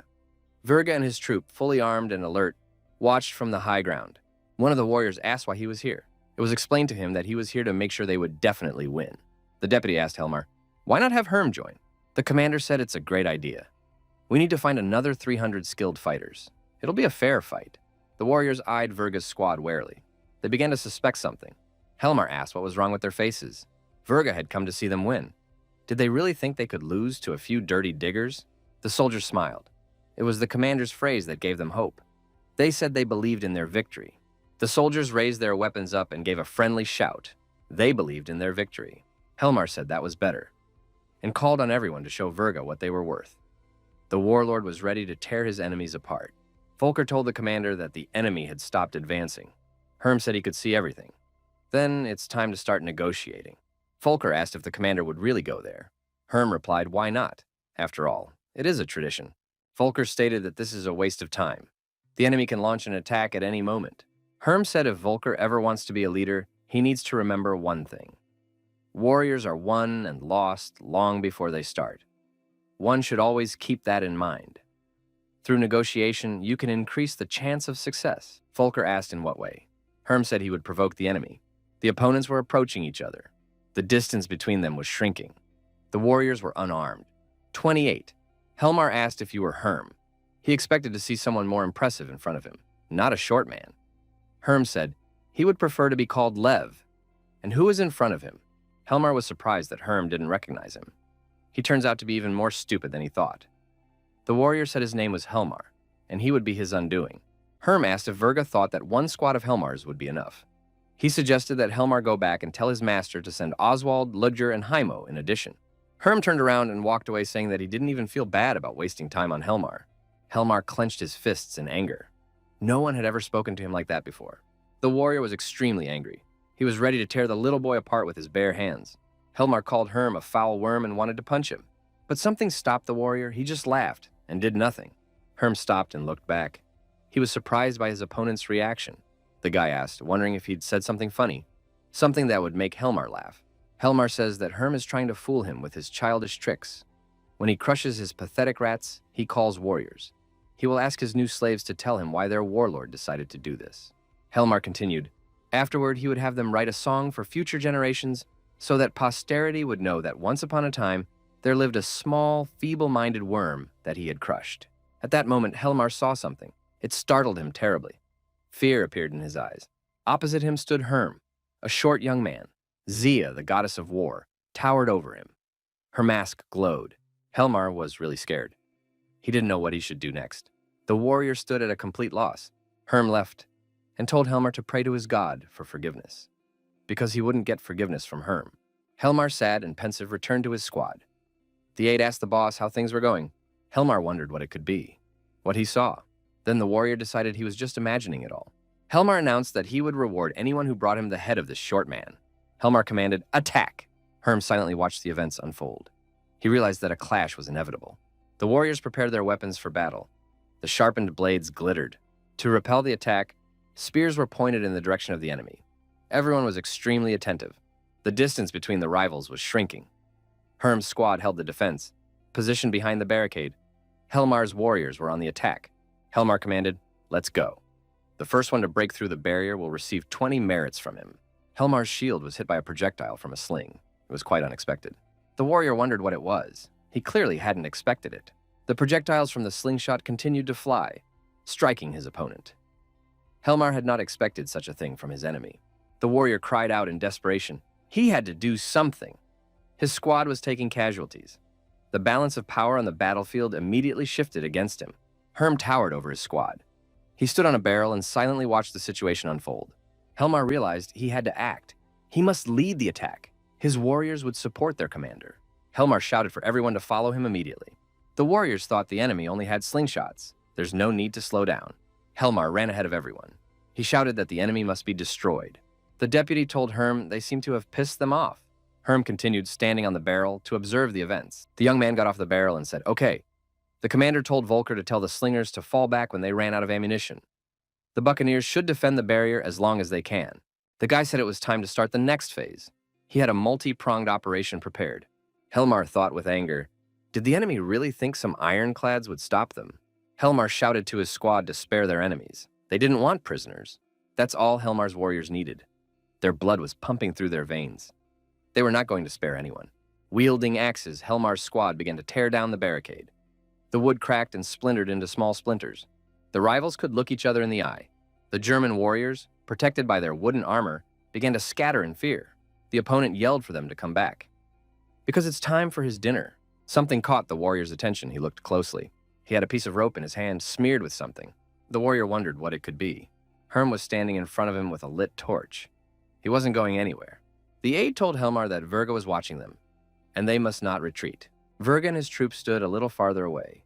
They watched the battle from the high ground. Gilmar thought, let him enjoy it while he can. Soon it would be his turn. Gilmar looked back at some sound. What's that, he thought. Gilmar didn't believe it. There was an explosion. How could this have happened? His eyes once again filled with horror. The barricades exploded and caught fire. His warriors were engulfed in flames. They ran out of the flames screaming. Gilmar shouted that this could not be. He had lost his warriors in an instant. The aide looked at his commander. There was despair in his eyes. He didn't know what to do. The deputy asked his boss what they should do. Verga continued to watch the fighting in cold blood. The fire was burning in front of his eyes, and he saw Helmar's warriors dying. Oswald said that they had missed their chance. Ludger told him not to jump to conclusions. The boys are already carrying water and blankets from the houses. Sooner or later, Gilmar will get through the barrier. Oswald told Ludger that no one would be saved. The warriors on the outside were carefully observing what was happening on the battlefield. The young man didn't realize it was still happening. Where it came from. Someone said that the army of cancer had appeared. Rack and his squad, armed from head to toe, watched too as events unfolded. The warrior said he'd kill anyone who tried to escape. It's like a rat hole. The warrior offered a 20 on the short guy winning. His coworker says he's terrible. Their brothers are in danger and he offers to place bets. Warrior said Heim is the only one who doesn't believe in them. Oswald said he'd put a 20 on Gilmar. Someone else bet a 20. Gilmar's unit continued to advance. The aide reported to Gilmar that they had taken furniture from the houses. The commander told them to use it as shields, because the enemy still had ammunition. The lieutenant shouted, needing to think of something to break through the barrier. Gilmar called the opponents insignificant. All they know how to do is hide behind fortifications. Herm asked what their casualties were. Volker reported 2 dead, 5 wounded. Gilmar lost almost a quarter of his men during the assault. That's why they're still holding up just fine, although they still can't fight back in the open. Volker said people are worried about cancer. Herm asked me to tell you to worry about what's going on up front. The thing to worry about with cancer is when they lose, but it's not like they're going to lose. Herm said for Volker to keep the signal horn at the ready and act on command. Gilmar's warriors created shields that they used to hide from slingshots. Gilmar ordered everyone to raise their shields. They were about to reenact the attack. One of the warriors said that the enemy was beginning to scatter. They were afraid. Herm's warriors threw down the slingshot and began a chaotic retreat. Gilmar laughed. So much for showing their rat-like nature, and ordered them all destroyed. And the sooner the better. Gilmar's squad approached the Herm warriors, hiding behind their shields. Volker shouted that the enemy was coming, and we need to be more careful. Herm said he sees everything, and asked Volker if he knew the difference between a good leader and a great leader. Volker expectedly said he didn't know. He didn't feel like having this discussion right now. Herm said a good leader always makes decisions based on previous mistakes. Gilmar's warriors were getting closer and closer by the second. A great leader, looking at the situation from all sides, finished the young man. Gilmar was already celebrating his victory and approaching his opponent. Suddenly, Gilmar noticed that all his warriors began to stumble, fall, and stop. Gilmar himself screamed. A terrible pain appeared in the warlord's feet. He stepped on something, and the pain appeared in both feet. The warrior stopped and looked at his feet. The feet were bleeding. The warlord pulled a huge thorn out of his leg. It was covered in blood. His legs hurt so much that it was impossible to go any further. Gilmar shouted. Some of the warriors said they were in trouble. Gilmar shouted that he understood all that himself. There was no need to talk about it. The deputy said he was talking about something else. Look at the shacks. Another army was coming out of the shacks. They were still hiding there, and they were all armed. Gilmar's warriors were now surrounded. They had to escape at once. The soldiers urgently created a defensive structure out of shields and hid inside it. Gilmar's warriors hid inside the pyramid they had created. Outside, rocks and spears flew at them. They were surrounded. The ring around them was shrinking. Gilmar's soldiers had nowhere to go. They were completely besieged. It was as if they were in a small fortress. Verga continued to watch this fight in silence. Ludger said it looked like his bet had played out. Hymo stated that Gilmar is trapped. If he took some fighters, he could help him. Ludger said Gilmar lost the battle. Then he will die. There's no reason to save him. Hyma said that Gilmar is their brother, and they should definitely help him. How can Ludger say that? Oswald told everyone to be quiet and asked Verga what they should do now. Gilmar, under the cover of the shields, wondered how this short man had gotten so many men. Someone said they saw Pog's wife. Gilmar was surprised and asked where she was. The warrior pointed in the direction and said she was standing with a red ribbon in her hand. And indeed, there stood a girl with a red bandage on her arm. There was hatred in her eyes. And there was also Karnak's father and sister Morna. The warrior thought he knew almost all of these people. Hem thought the kid was a few guys short of a full army. So he asked to save the families of those Gilmar was feuding with. And that's actually a lot of people. Some evil ant could put Gilmar down too. Rogue said Gilmar isn't dead yet. Hem said it won't be long now. He's already trapped. Rock said there's nothing more dangerous than a cornered beast. Gilmar's warriors noticed the lion approaching their fortress. The young man was unarmed. Why is he doing this? The commander, wearing a protective helmet, walked leisurely toward Gilmar's squad, besieged beneath the protective structure. Gilmar didn't understand what the young man wanted from him. The lion was clearly coming to talk to Gilmar. Gilmar decided that this guy likes to talk. As soon as he gets close, he'll give the signal. After that, we have to break through and kill him. Gilmar looked out from his hiding place and said that the short man had decided to mess with them. In any case, he listened to what this warlord had to say. Lev said he wasn't here to talk to Gilmar. Gilmar wondered why he'd come here then. Lev said he came to talk to his people, and he hoped everyone would hear him. The young man raised his hand and shouted for everyone to listen to him. The boy said it wasn't their fight. Gilmar's warriors looked at each other. What does he mean? The lion continued. The rich men forced them to wage war on each other. The best of them die here on the battlefield, while the bigwigs bask and enjoy themselves in the sun. They're not his enemies. They're his brothers. He has no intention of maiming and killing them. The warriors listened intently to their opponent. The lion continued. He knows they were forced to come to this fight. They don't really want to be here. They want to be at home with their children and wives, not dying in battle for those who don't care about them. The lion announced that anyone who laid down their arms would be granted life and liberty. One of the warriors didn't believe it and said it would never happen. As soon as they laid down their weapons, they would be killed immediately. The other warrior shouted that it was better to die trying to kill him than to die without a weapon in his hands. Gilmar stated that the guy was wasting his time. Verga will not keep them alive. All those who serve him are well aware that they can die in battle. The young man spread his hands. Why do they think Verga doesn't help them in battle? Because he wants Gilmar dead. Gilmar and all his cronies. The guy continued, Verga is here not to support them. Verga is here to kill them if they win. As long as Gilmar lives, they will fight and die for him. The guy's done, that's the way it is. And he sees two options. Either they all die here together, either only Gilmar dies. There can be no other options at this point. The warrior asked Gilmar if it was true, boss. The soldiers began to hesitate. They said that Verga would kill them all if they didn't kill Gilmar. Maybe Verga only wants Gilmar. What should they do now? Gilmar was frightened. He said he would never do such a thing. The commander said he always did everything for his soldiers. Lev corrected him and said that Gilmar had always done things for his own sake. Gilmar realized it was a dead end. Gilmar had nothing to lose. He said the boy was a scoundrel, and he was going to come out from behind his defenses. Gilmar took a step into unprotected territory. There was hopelessness, despair, hatred in his eyes. Gilmar didn't get far. The spear pierced through his body. The warrior screamed in pain. Someone told the boss not to take offense at him. He has kids. And everyone started saying it was all Gilmar's fault. The commander was still holding his weapon. He could not believe that his soldiers had betrayed him. Gilmar turned toward his soldiers and shouted that they were traitors, and he was going to kill them all himself. Gilmar cried out loudly in despair. That's what he felt he could do to him. Gilmar remembered the day he had first met Verga. When he was just a child, Gilmar asked for forgiveness. The commander was dying, with many spears in his body. One of the warriors was about to cut off his head. After Gilmar's death, his soldiers said they were surrendering. Folker told his commander that Verga was approaching. The fighting was stopped. No one wanted to fight. The opponent was ready to surrender. Verga approached Gilmar's warriors, his face calm. He was acting cold-blooded. The lion also looked calmly at Verg's approach. Not a muscle in his face quivered. The young man sat on his knees and cried. He did not want to die.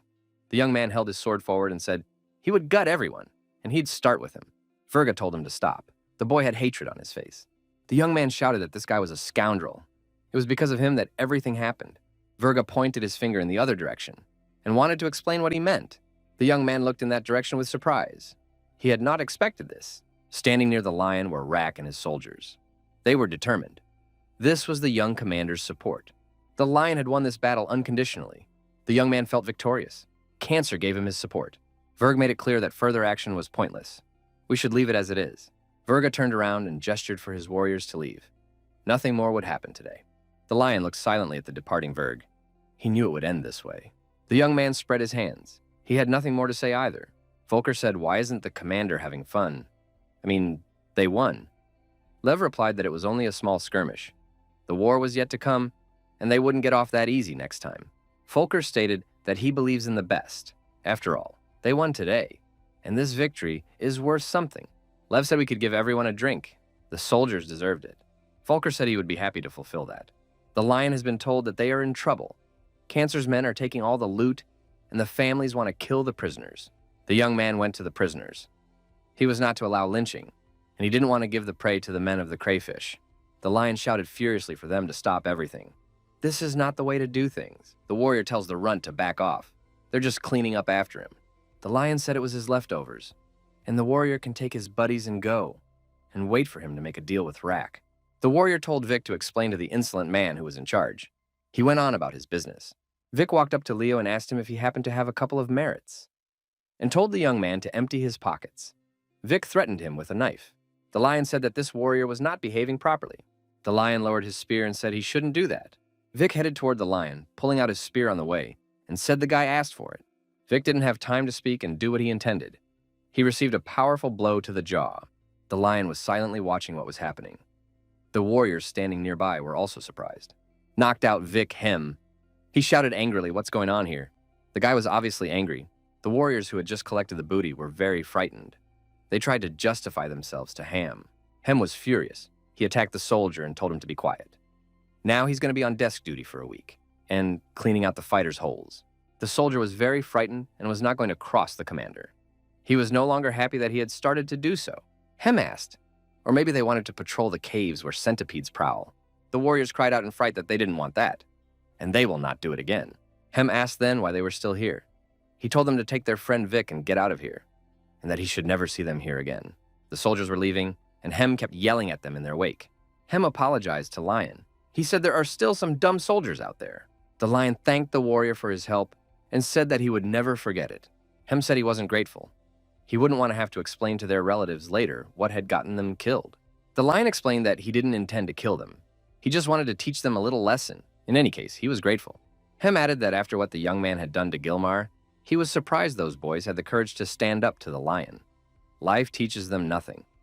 Rack said Hem recruited them himself. The commander approached quietly. Hem saw Rack and apologized to him. Leo thanked him for his help. Cancer said it wasn't worth a thank you. But you're always welcome. Lion asked, meaning they won't be taking trophies? Rack said the deal was 20-30%. But after the battle, he wants half. Lev objected, wondering if it was too much. After all, they were almost halved in number. He suggested 80-20. The commanders kept haggling. Each one stood his ground. Cancer said to him, this is what happens when you're overly generous. Everybody wants a bigger piece of the action. Cancer stated that Leo fought on his own and won with minimal losses. But without his support, it wouldn't have happened. So he suggested 50-50. The lion didn't stop. He said they had gotten rid of the enemy commander, and Rack, in turn, had not lost any men. So Lev agrees for 70-30. Rack said that Gilmar was just a little annoying, nothing serious. Rack added, plus he helped find the families of the victims, 40-60. Lion agreed that Cancer had helped him, but he was the one who had convinced them to come here. So it's 70-30, and Rack can have Gilmar's axe. Leo and Cancer agreed and hit it off. This was an important part of the deal. While the warriors were arguing, the lizard decided to lug the breastplate away. The lion said it was a warrior's breastplate, and the man rushed to catch up with the animal. Rack shouted that the boys could collect the loot from the first barrier, and do it fast. Lev asked what about the prisoners. Volker stated that they were in detention. The families did not want to just let them go, but they have been calmed down, although it's probably temporary. Therefore, the prisoners are in custody. Lion said since the families were gone, we should strip the prisoners down to their underwear and let them go, and make sure Rack takes a third of the spoils. Volker said he doesn't like it, having to share the spoils. Lion said, and he doesn't have to like it. They work together as long as they have a common enemy. Volker asked what happens then when that enemy's gone. Lev said then they would see who was stronger. But we should think about that only after the expedition. A young man is walking through a dark cave. He has a bag behind his back. There is a sound. The young man cries out in fear at who is here. He is alarmed. The guy loses his balance and pitches forward. The young man can't stay on his feet, and he's stretched out on the ground. The spear fell out of his hands. The boy sees what was the source of the sound. Wild animals are sneaking up on him. They're predators. The young man is scratching the bruised spot on his head. He had an unfortunate fall. Lev asks what Volker's doing here. The young man apologizes. The lion asks if he really wants to catch his breakfast. Volker spits and says that these creatures have a very horrible taste. The guy asked if his boss had tried these animals. The lion thought for a moment and said, I guess not. He had never tasted these lizards. Volker said he didn't have to do that either. When he was a kid, they had hard times. One time his mom caught and cooked them. They tasted like leather. The lion said he would remember those words, and he doesn't blame the young man for being scared here. Lev asked where all the workers and merchants were. It was already morning. W. Volker said anyone not going on the expedition is hiding out today. Lev was surprised. He asked the young man why this had happened. Volker said it's because of the goblins. When they come, they get a little rowdy. It scares the locals. Lev asked, it's something like hide the women and children, right? Lev explained that that's what they used to say at his house. They have to hurry. They don't want to get caught by the goblins. The young people continue their journey. At the bottom, they notice a strange glowing insect. Volker asked what was happening to his commander. He's not wearing a face. Lev said there was nothing going on with him. Volker noticed that his commander was different after the battle. He was now quiet and calm. Lev wondered if he hadn't always been like this. In his opinion, nothing had changed. Volker noticed that his commander was too calm now. A lion is always calm. But when he's too calm, it means he's angry about something. Lev asked what else Volker had noticed unusual about his behavior. Volker asked if his boss liked to smile. Volker said he was telling the truth, and the boss may not look at him that way. A lion always smiles. If he's not smiling, it means something's bothering him, or someone's bothering him, or he wants to kill someone. Lev thought about the young man's words. He didn't think he could be so predictable, and you could tell by his demeanor what was bothering him. Volker continued, he said his boss often gets pissed off by things that get in the way of his plans, or his sister. Lev told Volker to stop. Stop bothering him. This has nothing to do with the sister. Lion said Volker's walking on thin ice. He could get in trouble. Volker interrogated what it means to walk on thin ice. He did not understand the meaning of the phrase. Lev realized that he had said something unnecessary. How to explain to Volker what ice is? The young man explained that it was a saying. It means that you stick your nose where it shouldn't go. Volker said his commander knows a lot of things and apologized for saying too much. The lion told the young man to be careful what he said next time. Lev thought of his sister and said that Volker was partly right. He has a problem with his sister. His sister was furious that he had decided to pick a fight with Gilmar. She thought it was possible to avoid war with Vergai for the time being. Volker said that's his sister's nature. She tries to take care of the two of them. Leo has spent merit on outfits for the entire staff. For his sister, it's not easy. Plus, prices are going up every day because the outside supply is down. That's what his informants told him. Someone is interfering with the transportation of food, and that could be a big problem for the Cancer and Virga groups, and for the Leo group, too, because there could be problems with food. If prices go up, it will be hard to keep things under control. Volker said if Leo grew up with his sister, they could surely have other problems. Lev said her fan could be a problem. Volker asked which suitor we were talking about. The lion explained that it was a cake, a carefree guy from the Minders. Volker asked if he really liked her. Lev recalled they had just agreed that Volker would be careful what he said. The boy came to his senses and shouted, "So true, sir." He would be more careful what he said from now on. Lev continued, that guy cares about his sister, although he tries his best to hide it. But he's often too emotional. He thinks his actions could hurt his sister. Volker inquired, and what the young man says at times like this. Lev said that this guy at times like this says that her brother is just another thug who dishonors the name of the Greyborn, and it would be better for him to die, because he is like a leech sucking on his sister and does not let her live in peace. Volker offered to help the young man. When he gets back, he'll round up some guys, they'll put on masks, and they'll pick this guy up. No one will recognize them. Lev looked at the wolfman. What the hell was he thinking? Where did he get that idea from? The boss said Volker shouldn't be doing this sort of thing. Volker persisted and said maybe that guy should fix his face a little, just to be sure. Leo said he appreciated the young man's enthusiasm and bright impulses to defend his honor, but it was best to leave him alone. Lion continued, "That guy actually has good intentions, and the overseer looking after his sister makes him feel better. If something happens to him, he'll know his sister is safe." Volker said that if you look at it from this side, he now understands what's involved. Lev said he understood too, but he would like to spend his time in a more pleasant way before the expedition, not to feel admonished by his sister and her bow. The lion said they were finally here. There was a cave in front of the warriors. "We'll have to send a sentinel to report the situation." The young men lined up in a line. Volker and Lev clung to each other and decided not to part. The queue moved slowly. The young men gradually moved forward. The young man saw an old buddy of their family. The old man said, "Look at this." The old man heard that the guy had become very busy lately. Volker asked that it was Lion's foster father. Lev answered the old man. He did what he had to do. The old man asked if the young man was sure he had done the right thing. He had nothing against his gang, but his actions had gone too far. He should have told the guards instead of putting his men at risk. Volker shouted what they were saying to the guards. The old man wondered why no one had told him about it. Lev explained because Virga had bribed the nobles. And after that, the nobles wouldn't let the old man interfere in the matter. The lion looked at the old man and said nothing more. The old man should have understood everything. Old Man Cool said that the young man was actually right, and he lowered his head. The old man asked if the young man's father would be happy if he knew what he was doing. The young man remembered his father. Old Man Cool continued, "He doesn't know what the young man is going to do next, but don't disappoint his father and don't become one of them." Lion said all he wants is to make the world a better place. That's what he promised his father. Old Man Cool told the young man to take care of himself and wished him good luck. The young men moved on. They had to find more of their boys. Lots of people walking around the lower caves. There are some among them with orange armbands on their sleeve. The man watches those around him intently. His gaze is insular and penetrating. The young men are trying to barter or just sell something. The man told the young man to sell his trash elsewhere or shove it in his mouth. The young man told the man that Alvi had lost his flask and they were trying to find a new one.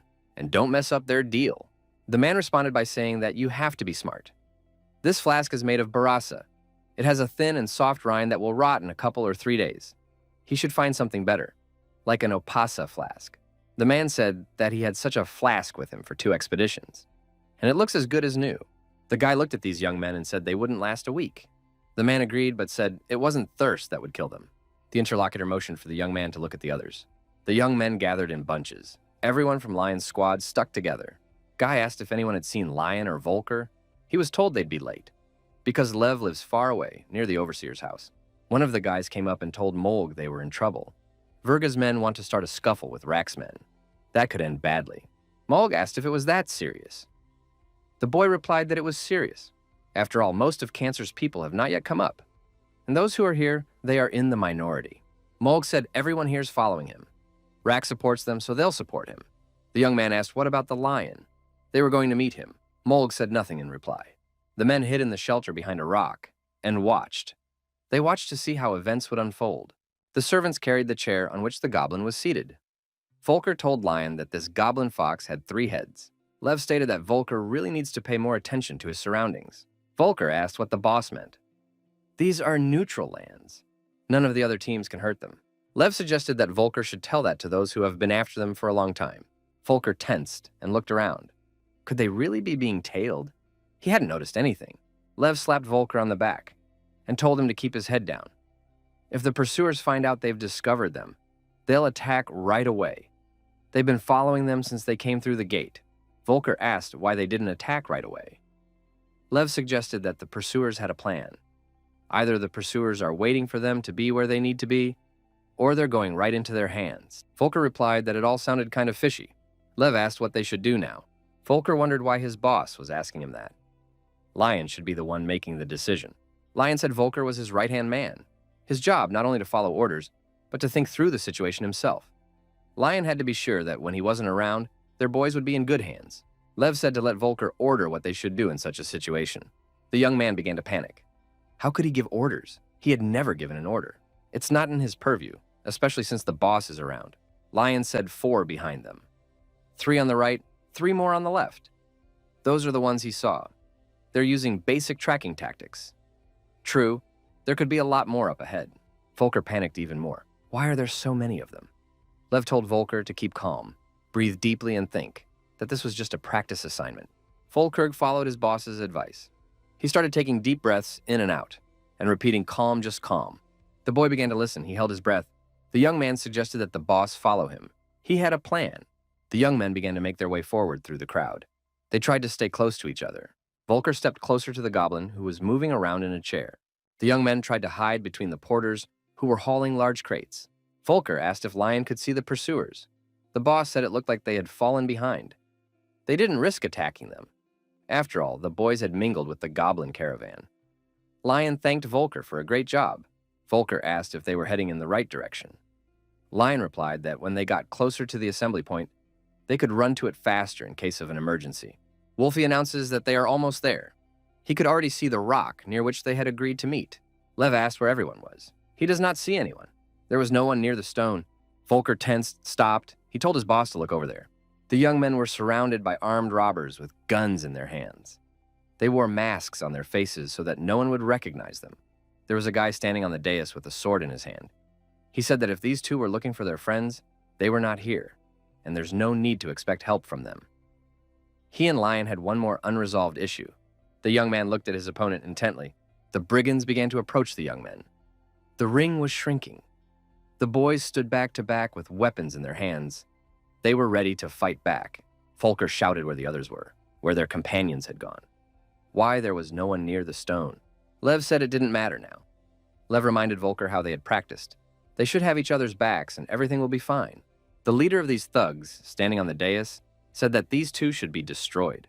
A young man is standing with both hands around his book. He's looking at people passing by. He's in no hurry to go anywhere. The young man drew attention to an advertising poster that was located at a public transportation stop. The boy came closer to get a closer look. Arcadia Academy was inviting you to join the fight today and offered citizenship through service. The young man looked carefully at this advertising poster and thought. He had some strange thoughts in his head. Leo and Volker took either one. They fought off the advancing brigands. The forces were unequal. The young men were fighting off an invasion of armed fighters. They stood back to back, protecting each other and striking out at their opponents. A young man enrolled in a military academy. He became a cadet, decided to join the struggle, and resolve the issue of citizenship. The boy had successfully mastered the art of hand-to-hand combat. He practiced tirelessly, improving his skills. The young man spent all his free time practicing his kicks on the punching bag. He showed success, to which others paid attention. The young man worked himself to exhaustion. He was dripping with sweat. The boy didn't spare himself. In a workout like this, working to the point of exhaustion, the young man would beat the pair until it was out of commission. The lion used the art of hand-to-hand combat against the enemy. The armed brigands who decided to attack the young men, though they were in the majority. But there was nothing they could do. Lev put up a fierce fight. The young man had a spear that resisted the axes of his opponents, and that did not stop him from striking the enemy and doing damage. The boy was covered in sweat. His eyes burned with hatred. He wasn't going to give up. The young man was fending off simultaneous attacks from several opponents who were synchronously attacking him. The enemies continued to press on. They were all armed. It was very hard for the young man. The forces were unequal. The guy's been in combat battles. He had full protective gear, and with firearms he was shooting at the enemy using all his arsenal of knowledge. The young man participated in combat encounters, showing bravery and heroism. Fierce battles and the onslaught of the enemy could not stop the young man. At one point, the guy found himself surrounded by the enemy. He no longer had a firearm in his hands. The lion was losing strength. He was already crouching, leaning on one knee. The enemy continued his onslaught. The boy resisted with all his might. He could barely hold on. The young men managed to repel the enemy's attack, and they caused them considerable damage. The young men shook hands. They were up to the task. The broken spear withstood the onslaught of sharp axes and gave them trouble. Volker and Lev did not give up. They held on from the last of their strength and prevailed. They had an indestructible fortitude. The boy looked down on the blazing city. He had survived, and he was alive. The commander asked if Private Vanderstein was enjoying the view. He added that they were running out of time and to get the young man into the transport. The boy looked intently at his commander. His gaze was calm and confident, tired and exhausted. Lev and Volker surveyed the battlefield. There were no opponents left. They had won this battle. Lion looked at the leader of this gang and asked what Haimo was waiting for. He's running out of time. Haimo S. looked at the young man with hatred. The friend took Rafa's hand and told her to go faster or they might not make it in time. The girl looked at Rune, wanting to say something. She was surprised. Some man caught the girl's attention. The man turned around and the girl stepped back. She hadn't expected to see him. Rafa asked what he was staring at and told him to mind his own business. The man looked sternly at the girl but said nothing. A friend said wherever they are, they make friends everywhere. Rafa said they were almost there. The girls moved forward holding hands. There were many young people around. The girls' attention was drawn to some sort of showdown. There were two guys with spears in their hands. Around them lay the young men who had been defeated by these guys. Many people crowded around them. The girls were terribly surprised, even frightened. They couldn't understand how this had happened. What kind of a battle to the death this was. Leo and Heimo were settling their relationship with guns in their hands. The lion was tired. It wasn't his first battle, but he held his ground. Heim attacked his opponent with fresh strength. Heimo screamed that Helmar was like a brother to him, and he took him away. He won't forgive that. Lev stated that his brother was an idiot. He couldn't open his eyes and realize what was going on around him. Lev added that Heima should not be the same and get out of here right now. Heima was furious, and he did not listen to his rival. Hatred clouded his eyes. He wanted revenge. Volker called out to his commander. He wanted to tell him something. Volker thought he had lost his bag, but the next moment he found it. Volker said it's okay. He found it. Lev said he's counting on Volker. Volker said he would not let his commander down, and the commander, as always, can rely on him. The battle between the lion and Heim continued. No one was going to retreat. Lion himself couldn't stop this fight. Heimu didn't want to do it. The girls watched this confrontation with bated breath. They didn't know who to give the victory to. One of the girlfriends decided to encourage the warrior and shouted, "Yay, come on, pretty boy. Kick his ass." Rufa wondered why she was yelling like that. Wasn't her type the guy with the longsword? Her friend said she was talking about him. Rufa replied that she knew it.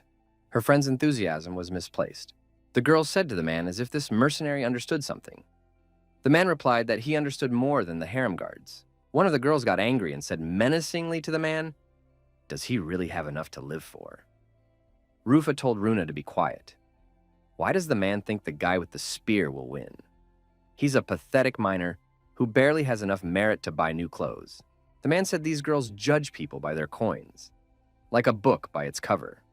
That's what happens to people who spend too much time around silver and gold. Runa became even more angry with the man. Rufa watched the lion with all her eyes, watching him do battle and trying to look into his eyes. For a moment their gazes met. They stared at each other intently. It was only a moment. The girl shrieked in surprise. The friend asked what had happened to Rafa. The mercenary asked, "Now have you noticed?" Rafa stated that that miner was giving in on purpose. The girl looked at Runa and asked if she couldn't see it.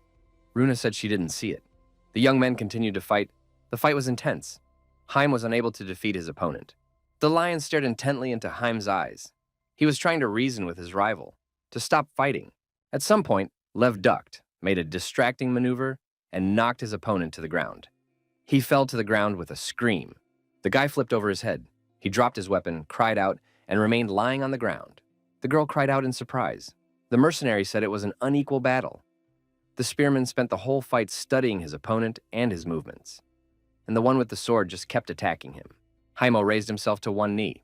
His opponent held the point of his spear in front of his face. The lion told the young man to let go of his grudge, and he would let him go today. The lion said, pointing the ball toward his opponent, that he was now finished. Heimo realized that he could not get out alive now. There was hopelessness in his eyes. The boy raised his head and looked into his opponent's eyes. Heimo told the lion that he was the one who was done with him now. There was no fear in the young man's eyes. Many more of Heimo's companions appeared around the young men. All of them were armed. The young man said they still haven't learned anything that way. The guy added that his offer still stands, and he's offering to surrender to Heimo. Heimo asked why he would surrender. Lion said because he's running out of reasons to let his opponents live.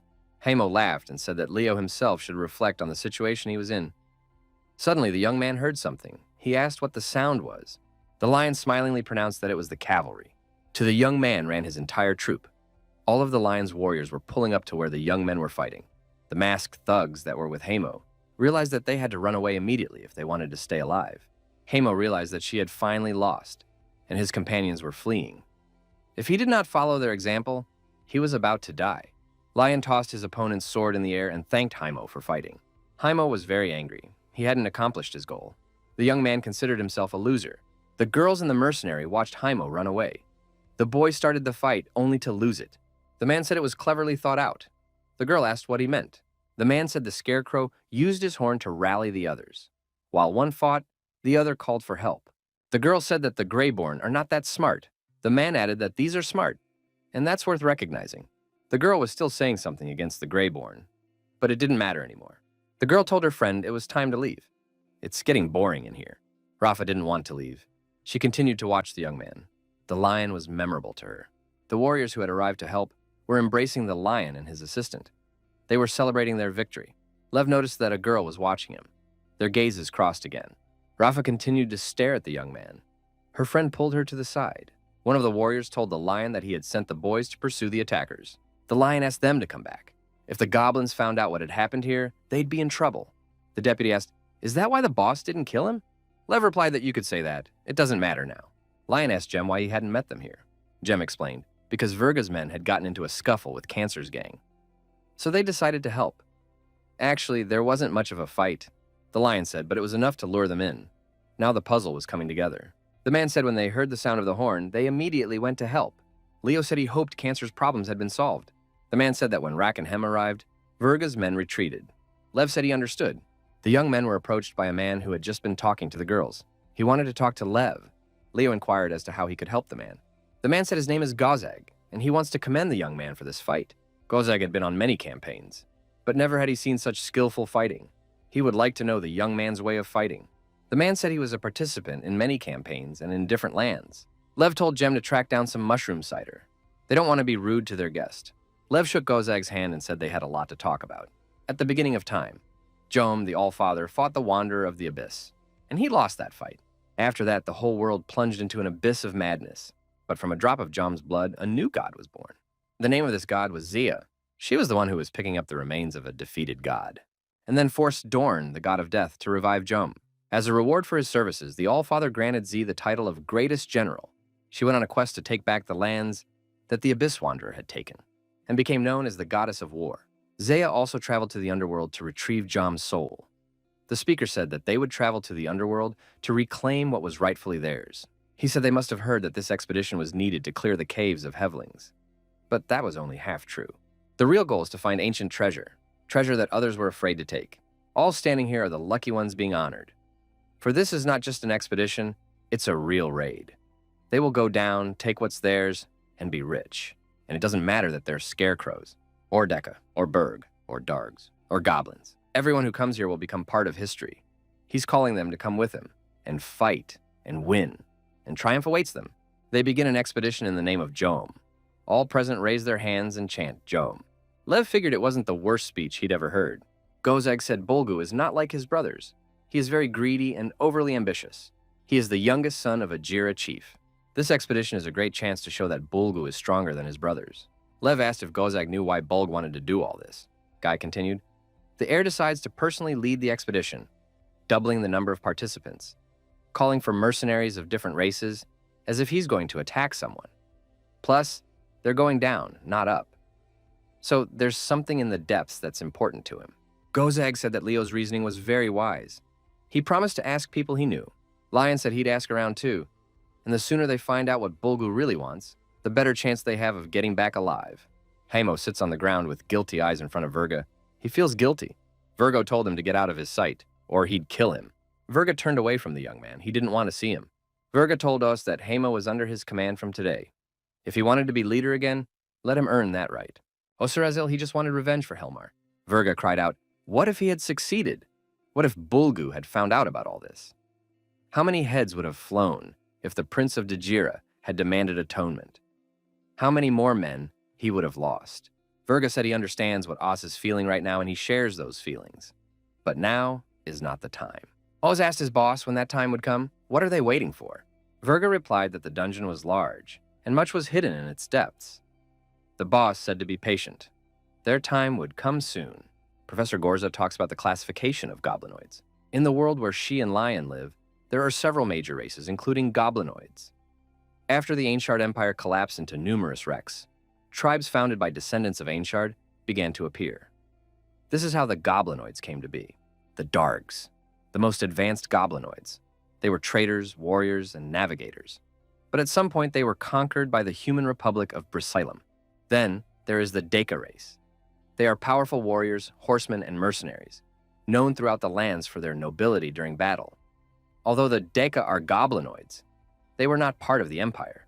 Goblin tribes are the most common race of goblinoids. They spend all their free time fighting internecine wars. The strongest tribe is the Jira tribe, which has subjugated the scarecrow. There's also a race called the Burga. They are known as excellent hunters and trackers. Their temperament is as unpleasant as their breath. But there are not many of them. At the bottom of the social ladder are the scarecrows. Even between them, there are some serious differences. There are blue scarecrows, who are nobles. They act as intermediaries between goblin overseers and ordinary scarecrows. Many scarecrows can also be green, because they have the blood of ordinary goblins in them. You can easily tell them apart. Goblins have a taller stature and their ears point upwards. The Reborn are socially below the skirting board. Although their ancestors were powerful shamans, they now labor in the mines, doing all the dirty work that even the other scarecrows didn't want to do. Their people were enslaved by the Jira tribe many generations ago, and now they serve them as slaves. Level 1. This is the Dargs. The young men are looking somewhere. They seem to be interested in something.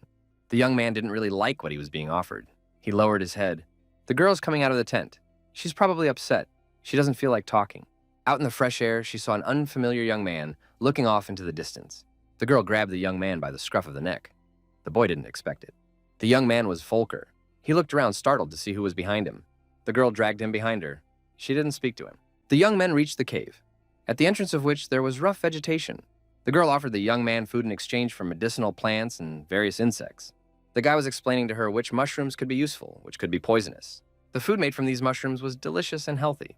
Level 2. Volker told Lev and the boys what had happened to him today. How he met with the Dargs. Volker began to avoid the Dargs. He didn't want to get in their faces. A guy is standing in a clearing with many glowing mushrooms growing around him. Above him is a huge mushroom. The warrior girl drags the beast she caught by its tail. She's looking for Volker. Volker skillfully butchered this animal. He was a real hunter, and he told her how to do it properly. The girl listened attentively. Volker is preparing a meal. The young people are talking animatedly. They are interested in each other. They are discussing different topics. The young people eat the same thing they cooked. It tastes very good to them. The warrior girl enjoys the food she has not yet tasted. They are developing romantic feelings. Level 3. The young man is probably telling the girl how his childhood was. The girl listens to him with interest. Everything the young man tells her seems unbelievable. A young man decides to catch an animal he ate as a child. The girl helps him. It's fascinating. Following the animal, they came to the den of these beasts. The girl drew her sword.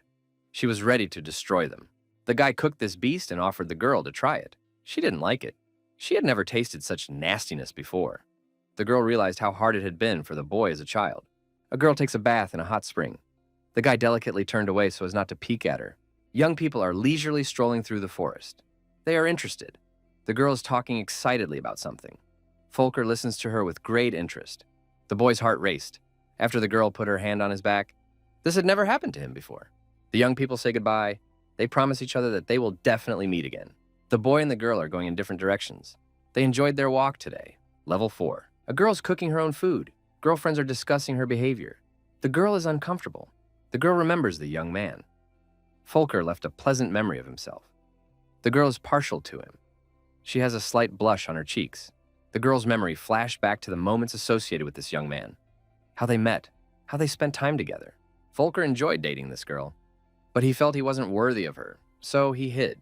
The girl was upset and left without ever meeting the young man. It was a sad story. The boy reproaches Volker for his callousness. He says the girl has a soft spot for him, and Volker's being such a jerk. The Dargs fight the Hevlings with courage. Courage is in their blood. They cannot be intimidated by the sheer size of this monster. A girl warrior bravely attacks a giant monster. She bravely holds a sword in her hands. Hevling is defeated and bleeding.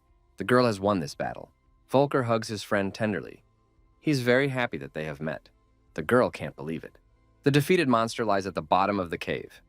Volker and his comrade are ready to support the Dargs. The girl looks at Volker in surprise. There is a mute question in her eyes.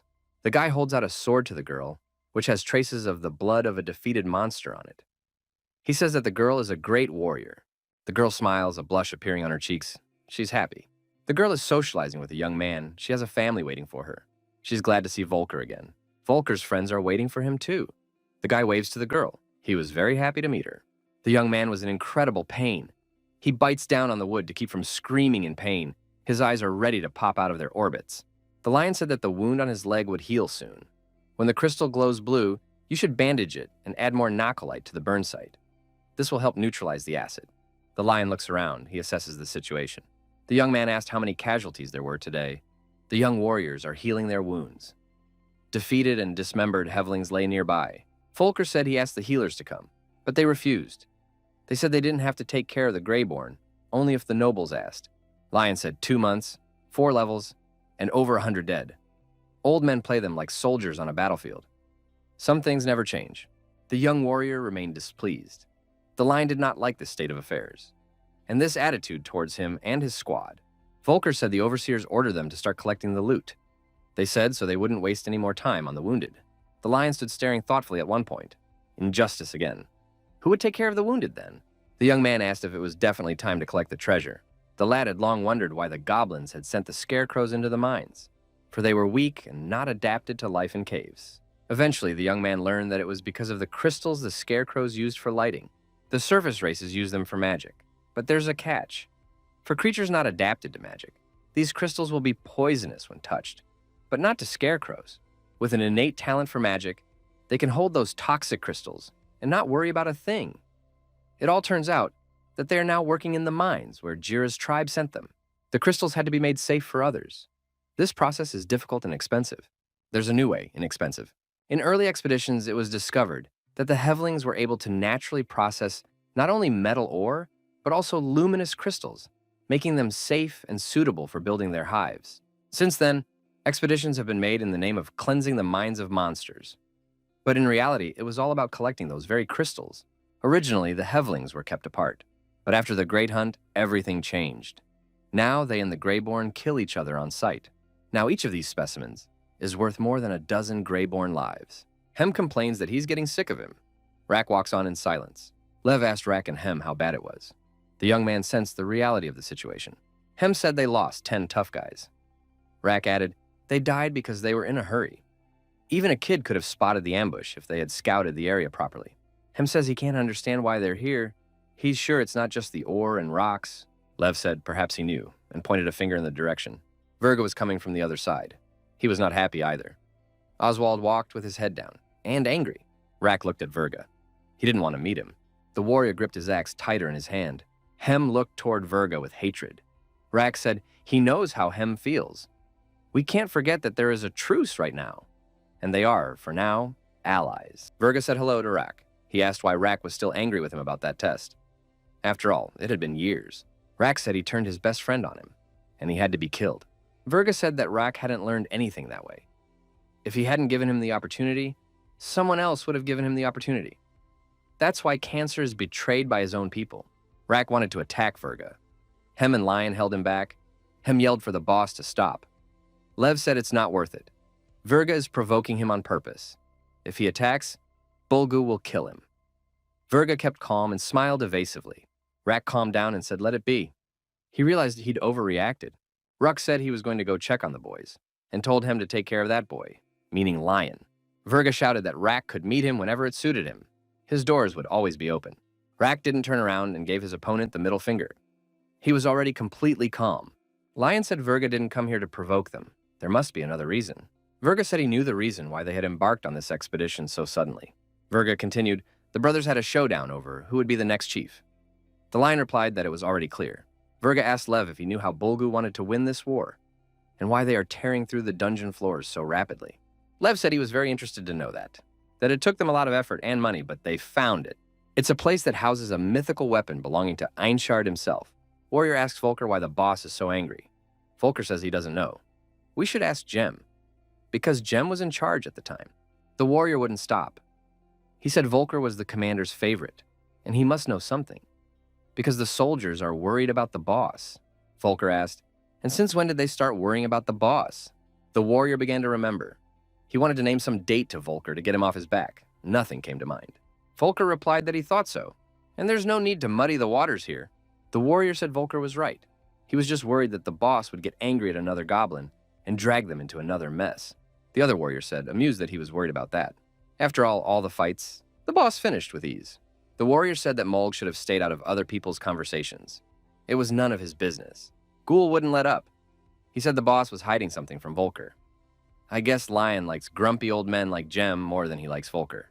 Mole grabbed Ghoul by the hair and told him to stop talking with his tongue. The last thing you need to spread is rumors and gossip. Ghoul said Volker can take it easy. He's not going to talk for nothing anymore. Ghoul declared that his girlfriend would lay him on her beautiful lap where he could cry. Raga said, when are those little gray men going to shut up? They're not out for a walk, they're out on a reconnaissance mission. Volker apologized to Rog and said they'd keep their voices down. Ghoul's just a big talker, that's all. Roga said if they were discovered because they couldn't close their mouths, he would feed them to the Hevlings himself. Molg told Volker not to let Rog run roughshod over him. The Bergs are just like Raga, grumpy from birth. The mercenary said it's like when you're itchy and you want to scratch, but you can't. That's how the Bergas feel all their lives. He'd be cranky too with a nose that big. Smelling banna next to you all day? You'd go crazy. The man fell silent. It seemed to him that they were coming up, the expedition's scouting party. There were 6 warriors. Gozag said that the 5th level looked much better than he had imagined. He couldn't believe that such a place existed underground. This place was indeed very beautiful. It was like nothing they had ever seen before, and it's all underground. What are those hairy things? One of the warriors asked. They're hairy sponges. There's a whole bunch of them on this level, every step of the way. Jem had told me about them before. Ghoul asked, are they edible? Molg said Ghoul could figure it out, but Jem warned that they would trample anyone who came near their herd. Ghoul said he wouldn't bother them then. Volker asked Gozag how long it would be before they reached the rendezvous point with the expedition. Gozag said meaningfully that on this terrain, it's hard to tell how much further they have to go. But he was sure which way to go. Ban looked at the meter and said that it showed 10,230 paces to the nearest reconnaissance point. They had traveled only 3,478 steps. If they walked along the creek, they would have about 6,000 more steps to go. Volker asked what was in Ban's hands. A talking box? Ban said the box doesn't talk. It only counts how many steps they've taken over time. Roga said they should move out. Volker asked Ban where he got the box from. He was curious about everything. Ban replied that he had gotten it when he was fighting pink-skinned men in the east. He had taken it from a certain druid. Volker repeated pink-skinned, druids, tried to memorize. Ban wondered if he didn't know. That's right, his tribe never left this cave. Volker said it's no big deal. He doesn't know much yet. Bun said it was a big problem. How can he live in this filth for so long? With no sun and no sky, there are holes in the cave. Volker said he didn't know what he was talking about. Volker stated that one day they will be free. But in order to be free, they would have to become stronger. That's what Lev told him. Ban heard about the lion and thought Gozag had told him about him. But he didn't pay much attention to it. Ban thought he'd better get to know the guy. Volker suggested that Ban talk to his boss, and then he could learn a lot. For now, he wanted to know about the pink-skinned and the druids. Pink-skinned, stinking dumbasses who've infested the east like Hevlings. Turn any corner and you'll see them there. Some time ago, they had run into them and got into a fight. There was no way to avoid it. The pinks had stolen their pigs, so they had to ask them to give them back. But then a troop of druids appeared and asked for the fight to stop. Druids are kind of like the local priests. They're always looking for ways to end war. That's their rule. Druids never fight, only defend themselves, and try to make peace. That's when Bun saw this box, and they offered this box in exchange. Ban accepted. The bank recognized that this was his best deal ever. Thanks to this box, he saved a lot of time. Volker replied that it sounded good. He could use such a box too. Ban added, if they regained their freedom and were traveling and came across these harmless pink-skinned people, we should show them respect for their religion and traditions. In return, they will do the same. Gozak said there would be no such thing. The Republic of Brazilium would destroy them. The bank agreed. Volker asked what the warriors were talking about. He didn't understand a word. Bun said about a bunch of arrogant skirt-wearers who march everywhere and carry a banner. They burn to the ground all the temples in every conquered land and impose their faith. Ban called the Pinkos scoundrels. He said he would never work with them again, no matter what the pay. Volker asked, didn't Bun work for them? Volker confirmed and said he worked for the same clan of mercenaries. They've worked for everyone in their time. Volker asked, so it turns out on the expedition they're mercenaries too? Bunk and Gozak looked at each other in silence. Bun said it doesn't quite work that way. It depends on which way you look at it. Some time ago, they were hired to help Bulg's younger brother fight the Kur, but it turned out they were trapped. They had a numerical advantage. They tried their best. But they didn't have much success. Bulgu made a deal with them. They're helping Bulg, and he's going to help settle things with Jira. That's how they ended up here. Ban still thinks that Bulgu told Kekir where to find his brother. Ban continued. They agreed to the deal because they didn't want another dissatisfied customer. After working with the Blasilium, their reputation was badly damaged. They trained soldiers and were involved in several clashes, but they are still considered bad because of their tarnished reputation. The Republic was destroying temples, libraries, schools. They were replacing the culture of those they captured with their own culture, and after a while got colonies completely loyal to Brasilium, ready to serve the Republic. Molg said that sounds really awful, and asked Volker if he should tell Lev about it. Volker said he would let him know. Volker stopped, looked ahead, and asked what Roga was up to. Gozag asked Rog where he was going. Gozag thought Roga had found something. All 6 warriors looked where Roga was looking. The warriors saw a caravan of Hevlings far below. There were many of them. They were moving somewhere. Ghoul was frightened and said there was a whole army of Hevlings. They shouldn't go there. Ghoul was terribly frightened. It was getting dark. Many were resting. The detachment had posted sentries for the night. Hem said they were heading straight toward the expedition. An army of Hevlings. The Hevlings have spotted a sentinel unit. Gozag said they were heading directly toward the expedition. Volker assumed they were going to launch a surprise attack. Ghoul asked, and what they were going to do. Volker began to honk his horn. Ghoul was frightened and shouted what Volker was doing. Gozag snatched the horn from Volker and shouted that he was trying to kill them all. Volker stated that they should warn the others that the Hevling army is on its way, even if they are attacked. Ban stated that he would kill Volker for an hour. Ghoul stepped between Ban and Volker and said the Hevlings oriented themselves by smell. If you blow a horn, they won't hear it, so it's no big deal. Ban asked Rog if any of the Hevlings had gone in their direction. Roga looked closely and said he couldn't tell for sure. Bun calmed down, looks like the kid's telling the truth. Ban calmed down and stashed his weapon in its scabbard. The man said that next time, the guy should warn the others well in advance. After all, he's not the only one here. Volker responded that he took no offense and had forgotten all about it. Ban stated that they needed to hurry back and warn the expedition of the danger. Ban continued, the sound of the horn will alert them that something is wrong. But they would never know the whole picture. Judging by the number of Hevlings, it would be a massive attack. The Sentinel squad was wondering how they were going to get back now. Bun said that Roga was a better tracker. Would he be able to guide them back without the bugs finding out? Roga said his big nose would try. He will use his sniff to pass unnoticed. Bun said he'd treat that nose to plenty of mushroom ale, if they come back alive. Roga replied that he was satisfied with such conditions, and he would do his best. The Sentinel returns to the expedition by uncharted paths. Roga leads all the warriors behind him. The young men are tired. They have been on the road for a long time. They need to take a break. Roga decided to take a break. Everyone collapsed exhausted. The young men could hardly breathe. Ghoul said he had no more strength left, and he can't go any further. This is torture. Volker said they would take a short break and move on. Ghoul apologized to Volker. Volker didn't understand and asked Ghoul what he meant. Ghoul said he didn't have to convince Volker to join Lion's squad. Volker said Ghoul doesn't have to worry. He's fine. Thanks to Ghoul, Volker was able to tell his parents no, and he'd still be sent on the expedition. Only he wouldn't have been as trained. That's why he owes Ghoul his life, Ghoul thought, and told Volker that if you look at it that way, he's right. Ghoul joked. Maybe then Volker would run slower when running away from the Hevlings. The young people laughed heartily. It helped them to defuse the situation and relax a little. Ban said he didn't hear a response to the sound of Volker's horn. Volker noticed that he hadn't heard either. Perhaps the other group was far away from them. Ban stated, perhaps they can't answer. Or what they saw is not the only Hevling unit. So maybe the other units are already dead. Volker said, then there would have been a ruckus. He didn't hear anything like that. Ghoul added that there is still a chance. Volker said in that case, we need to hurry up. The Hevlings appeared nearby. They didn't see the sentries, but the sentries saw them. Ban quietly told Ghoul that the kitten was going to end. Ghoul asked which kitten he was talking about. Ban replied, the kitten that makes more noise than Ghoul, if that's even possible. Molg wondered why these Hevlings were here. Maybe they're guarding something? Hevlings aren't smart enough to protect anything. Volker said he doesn't know why the Hevlings are here. But here's the only way to get to the expedition before the Hevlings do. We have to try to get past them somehow. Gozag said there are 2 options. Either someone alone distracts the bugs, or they all fight them together. You have to choose one of those options. Volker and Molg began to ponder Gozag's suggestion. Both options were not good, and risky. Volker said he's the fastest one here, so he'll take the Hevlings, and the rest of us will alert the expedition. Ghoul said Volker, however, realized he was joking when he asked him to run slower. Volker nodded affirmatively, and said that now was not the time for unnecessary talk. We must act quickly. Gozag asked why Volker chose this option. I mean, it's very dangerous for him. Volker replied, he doesn't want his friends to die before him. He hopes to escape the Hevlings. Molg countered, the Hevlings move faster than they do. Volker wouldn't have a chance to escape them.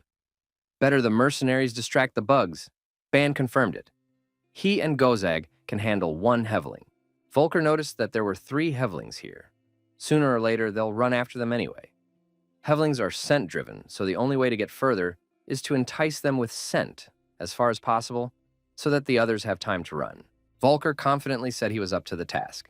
The Hevlings were in the same place. They were at a fork in the road, patrolling the place and sniffing around. Volker said goodbye to the team, said he'd do it. The others should be sure to alert the expedition. Roga put his hand on Volker's head. He was worried about him. Volker asked what he wanted. Roga said they know Volker is not a coward. You don't have to be a fool. Volker tried to justify himself. He's not a fool at all. He cares about his comrades. Bun noticed that the big guy was right. Volker doesn't need to prove anything. They approve of his initiative, but it's necessary to save his life for future great deeds. Ban added that they will all fight together. All the wars were silent. They realized that this was most likely how it would be. Volker thanked all the warriors for their support. Roga said he's taking the one on the left. The warrior was already preparing to attack. Ban stated that he and his co-worker would take the one in the middle. Ghoul was startled. He asked, "This isn't a joke." Roga said fight or be eaten by them. Volker told Ghoul to remember their training. They had practiced this repeatedly. Ghoul said that in the trainings, he was with the slingshot. Molg told Ghoul that they'd make it. They're outnumbered. The Hevlings smelled the warriors and prepared for battle. Roga, as he said, immediately attacked one of the Hevlings and wounded it. The beetle showed green blood. The mercenaries attacked the other Hewling. They acted coherently and prevented the insect from doing anything. 3 small gray-skinned men pounced on the third Hevling. Volker shouted for them to aim for vulnerable spots. The warriors were skillfully attacking their opponent with their weapons. At one point, Volker stumbled and fell. Warrior told Volker to pay more attention. Molg told Ghoul to focus. And stay focused. Volker can handle it. Ghoul was the smallest of the gray-skinned men and of the whole crew. He was very scared. He was afraid they wouldn't make it. Molg attacked his opponent and shouted for Ghoul to help him. Hevling proved to be very aggressive. Ghoul's tears were flowing from fear. He held his spear in his hand. Volker continued to lie on the ground. Something serious had probably happened to him. Molg attacked the Hevling without stopping. He wielded his spear skillfully. His opponent could do nothing to him. Volker lay there thinking he doesn't want his friends to die before him. He needs to get up and keep fighting. Hevling snapped his jaws right in front of Molg. The boy dodged. The fight went on. Ghoul, with a fierce shout, pounced on the enemy from above. He swung his sharp spear over his opponent's head. Ghoul thrust his spear right into the Hewling's vital spot and shouted that he had succeeded. Molg said he was good and that he should run around his opponent on the right. The 2 warriors successfully attacked the Hevling. The insect could do nothing against its enemies. Hevling was losing strength. The injury was serious. He had lost a lot of blood. He didn't fight back so much. The young men finished off their opponents with their weapons. The blood of the Hevling splattered in all directions. Ghoul shouted furiously and didn't stop for a second. He kept on striking blow after blow. Volker took his comrade by the shoulder and told him to stop. Hevling was already dead. Ghoul turned exhausted and asked his comrade, had he made it? Volker said Ghoul did a good job. And he did an excellent job. All 3 Hewlings were amazed. Each member of the team did well, and they won. Volker said they'd made it, and now they will be able to warn the expedition. The expedition continued on its way. The warriors moved along the established route. Those ahead noticed a large army of Hevlings in front of them. The expedition and the Hevlings were closing in on each other. There were sentries moving ahead of the expedition. They were the Reborn. They were talking among themselves. The members of the expedition had no idea they might have a big clash ahead of them. With a huge Hevling army, Rafa and Runa were walking side by side. The girls were suffering from mosquito bites. Their whole bodies itched. The girls were wearing body armor. Rafa helped Runa scratch her back under the protective gear. Runa thanked her friend. The girls acted carefree. Runa noticed that this armor was very impractical. Who decided that armored bodysuits were useful? Rafa noticed, and if the girlfriend wants to wear something better, she'll have to become the gentleman's maid. Then we must seduce him. Runa said she was disgusted. It's better to take the bites. Rafa said the problem was solved, and Runa agrees to be bitten. Runa said that Rafa is her ray of light in a dark kingdom. That's why she loves her friend. Rafa replied that when they get out of this jungle, they will all feel brighter. Runa said she wouldn't get her hopes up. Because they say it's even worse on level 6, Rafa replied regretfully. How could it be otherwise? After all, they all need it badly. More deaths, more bugs. Rune looked away and said Rafa's favorite with them by her side. The girl smiled and winked at her friend. Both looked at the young man. The lion was walking in full uniform. He was calm and cool-headed. Rafa blushed, but she got angry at her friend and told him he wasn't her favorite. Rune smiled and remarked that this was why Rafa talked about him at the first opportunity. Rafa excused herself and said that the young man is just a good fighter. That doesn't mean she likes him. or that she trusts him. Runa wondered what she had against this young man. It seemed to her that these guys were disciplined and skillful, and had always been kind to them. Rafa said they're a little too kind. That makes me think there's something fishy going on here. He smells funny. He's more of a merchant than a mercenary. Runa stated that this guy couldn't possibly be a merchant. They've both seen how skillfully he fights. Rafa said, "That's what I find most confusing. Who can wield a spear and a word equally well?" Runa noted that her friend was obsessed. Why don't she approach the young man and talk to him directly? Rafa blushed even more. She was embarrassed. She didn't know what to say to the young man. Runa started telling her friend about how long ago she used to guard the piggies in her home village, and she wanted to tell her friend about the cute little farmer. Rafa stopped in surprise. Something caught her attention. She became alarmed. Runa asked her friend what was wrong. Rafa said, apparently there was something up ahead. The warriors moved forward. The lion was running among them. He shouted that the Hevlings were attacking. Everyone must gather at once. Rafa drew her sword, got serious, and shouted to her friends to get ready, and they must protect their master. The girl looked ahead intently. She was alert. Bulgu stood up and sniffed. He tried to pick up foreign odors with his big nose. The girl asked what was wrong. Bulgu said he can smell a strange odor up ahead, and it seems very suspicious to him. He thought it might be the scent of the Hevlings. So there was a battle ahead of them. The friends were tense. You could see from their faces that they were extremely focused and ready to defend their master. One of the warriors cried out for help. Something white and sticky grabbed him and pulled him upward. Runa pointed her finger at him and asked what it could be. The girl was surprised. Everyone was screaming, "Ambush!" The whole expedition was ambushed. The warrior was caught in a spider's web. Huge spiders were casting out webs and trapping their victims in them. The spider attacked the young warriors, wanting to entangle them in its web. The soldiers defended themselves against it by putting their shields forward. The insects were huge. It was not easy to resist their onslaught. Runa fought back with her sword as best she could, and defended herself with her shield. Rafa shouted to pierce their legs. That was their most vulnerable part. Rafa plunged her sword into the paw of one of the spiders with all her might. Blood spurted from under the blade. The other warriors did the same. The beast was sprawled on the ground and could not move. The soldiers wielded their weapons skillfully. Rafa stepped in front of the monster and swung her sharp blade. The girl thrust her weapon into the spider with all her might. The splashes flew in all directions. The beast was defeated. Rafa told her friend that they should help the others. Runa looked at her friend and said she'd better wash herself off. Otherwise, she'd be badly burned. Rufa, looking at herself, said it didn't burn. Afterward, the girl said he had a problem with his head. The next moment, Rafa fell face down. The last thing she thought was that she hated her armor. His father died in a bout of storms. The son of the village head tried to rape his sister. In response, his father chopped off his hand. When a tribal elder gave him a choice, either cut off his own arm or fight.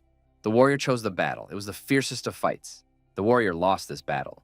The price to the family for such an act was either death or slavery for the next 3 generations. But the chief got tired of the blood, and instead of choosing, he simply banished them. They met Jira's troop in their second week of wandering. There were too many of them to fight them. Her uncle died protecting them. Her mother and sister were sent to a wish house. Her Aegean clan was dark and considered the unenlightened legacy of Ainshard. But they were born to fight. They trained their whole lives for battle. Rafa thought her destiny had arrived, but it turns out it wasn't over yet. The girl woke up inside the web. She couldn't move. She couldn't feel anything. Someone told her that if it were her, it would be better not to move. The girl asked who was here. Her eyes were blurry. On the other hand, someone had told her that the paralysis would pass soon. She'd better save her strength for now. The girl didn't understand anything. She asked where she was and what had happened to her. She was asked, what was the last thing she remembered? Rafa replied, she remembers fighting the Hevlings. She remembers how one they destroyed. The girl asked how many her interlocutor had destroyed. She was told that Leo had killed 4. He and Cancer had killed 3. The warriors were webbed to the wall. There were many of them. Virga seemed to have killed 3 as well. Virga was as calm and cold-blooded as ever. His face expressed no emotion. Virga said that Himgal is, as always, very polite to the girls. Hem responded by telling Virga to shut up. Virga calmly said that Raku needs to do a better job of teaching manners to his pets. Hem replied that when he was free, he would teach Virga manners. Hemgal and Virga continued their verbal altercation. Rafa decided that almost the entire expedition was here. The lion noticed that not everyone was here. Only those who had gotten spider blood on them are probably here. The girl calmed down. Thank the gods, she thought. Rafa was slowly coming to her senses. The lion, who was not far from Rafa, asked the girl if she was glad her big hairy boss was okay. The girl snapped back. I wish the young man would worry about himself. The girl stated that she didn't care. If the Hevlings ate her boss, she wouldn't care. as long as her girls were safe. The girl wondered if no one was going to eat them. It was a faint hope. Lev said he hoped so too. He doesn't think the spiders were trying so hard for a simple snack. The guy suggested the girl look around and tell him what she sees. Rafa said she could see the lion and everyone else. And something else caught her attention. Rafa noticed that there were rocks flying. How was that possible? Hem noticed that was exactly what he was talking about. Virga said he was beginning to fear for the future of their race. I wish Hemgel had kept his mouth shut. The warriors noticed a rock flying in a heveling nearby. At the 7th level, the laws of nature ceased to apply. Hem said, that can't be. He was very surprised. Virga said it might very well be, and he suggested that Hem should get clever. The hevelings led them deep into their territory. Hem stated they're bugs. They can't act that smart. Rafa remarked that it was probably instincts. Lev doubted it was instinct. Had their instincts allowed them to ambush and capture half the leaders? They had simply underestimated the hevelings. And most likely, they weren't just ordinary, common food for the queen. Hem and Virga agreed with the young man. What are they going to do now? They have to find a way out. Virga told the girl to calm down. They already had their plan. Virga looked at Lev and said that he had no doubts about the young man. Lev winked at his interlocutor. Virga asked Lev once again if he had a plan. He said he could see in his eyes that the young man had thought of something. Lev asked Virga if his paralysis had already passed. Virga nodded affirmatively. He felt much better now and can move his arms and legs as much as possible.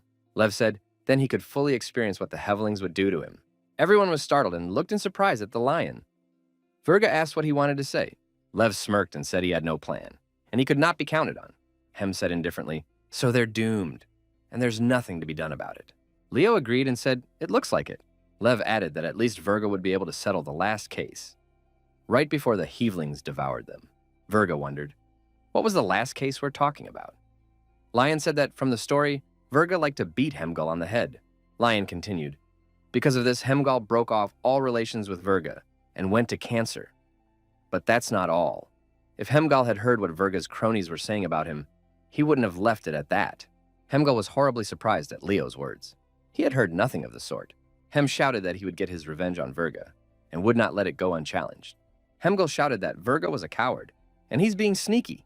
Virga said he didn't even need his hands to get even with Hem. Hemgal and Virga were still at it for a long time, calling each other names and threatening to destroy each other. The spiders noticed that there was some kind of noise and a wobble in the web. Several spiders headed toward the source of the annoyance. The girl listened as Virga and Hem figured out their relationship. The lion called out to Rafa. The young man told the girl that he was going to get them out of here and told her to be careful, so the hevelings wouldn't see them.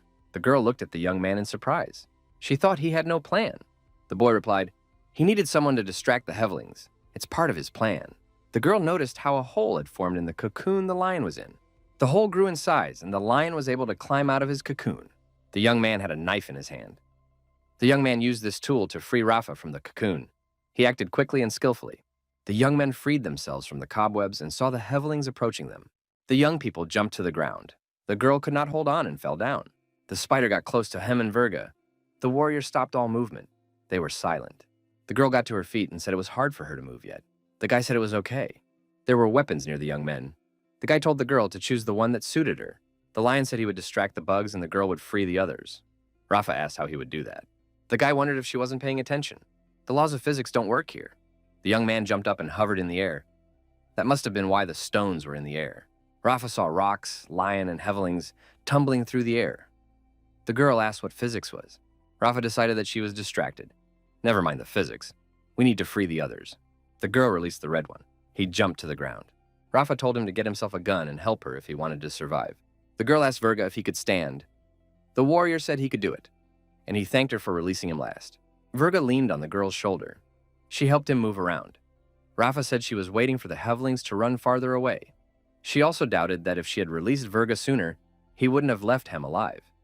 Hem looked away resentfully. Virga said it offends him. He is a practical man. Hem is a great meat shield. The girl thought, and so did Virga. Red asked how many Rafa had managed to free. The girl said she counted 18. Virga thought, to defeat 3 hevelings, that's even more than enough. Hem said there were more than 3 already, and suggested that everyone look in that direction. Red and Lion engaged in battle with the shevelings that had come up. The insects were very fierce. Rafa shouted that the hevelings were coming. Rafa shouted that the hevelings were coming. The girl noticed that someone was in danger. One of the warriors pressed his back against a rock. The Hiveling was coming at him, moving its fearsome jaws. Rafa sprang at the bug, swung her sword, and brought her weapon down on her opponent with a scream. The girl chopped off one of the beetle's legs, and thus drew its attention to herself. The warrior immediately ran away. The girl shouted for him to help her, and now she was a target for the Yahello. The warrior, without stopping, ran further away and shouted that he had a family back home. Rafa was left alone with the Yahello. Rafa had to fight alone. She was thrusting her sword into the body of a huge beetle. It was very hard. The bug managed to throw the girl far back. Rafa dropped her sword in flight and landed far away from him. The girl made sure to get close to her sword. She had to hurry. Rafa held out her hand. It was still a little ways away from the weapon. The bug grabbed the girl and was about to sink its jaws into her. Rafa screamed. The bug's jaws were almost near the girl's face. Rafa screamed in fear. Tears showed in the girl's eyes. She screamed, "Help!" She didn't want to die like this. The next moment, the beetle loosened its grip, and the girl was able to break free of it. She did not understand what was the matter.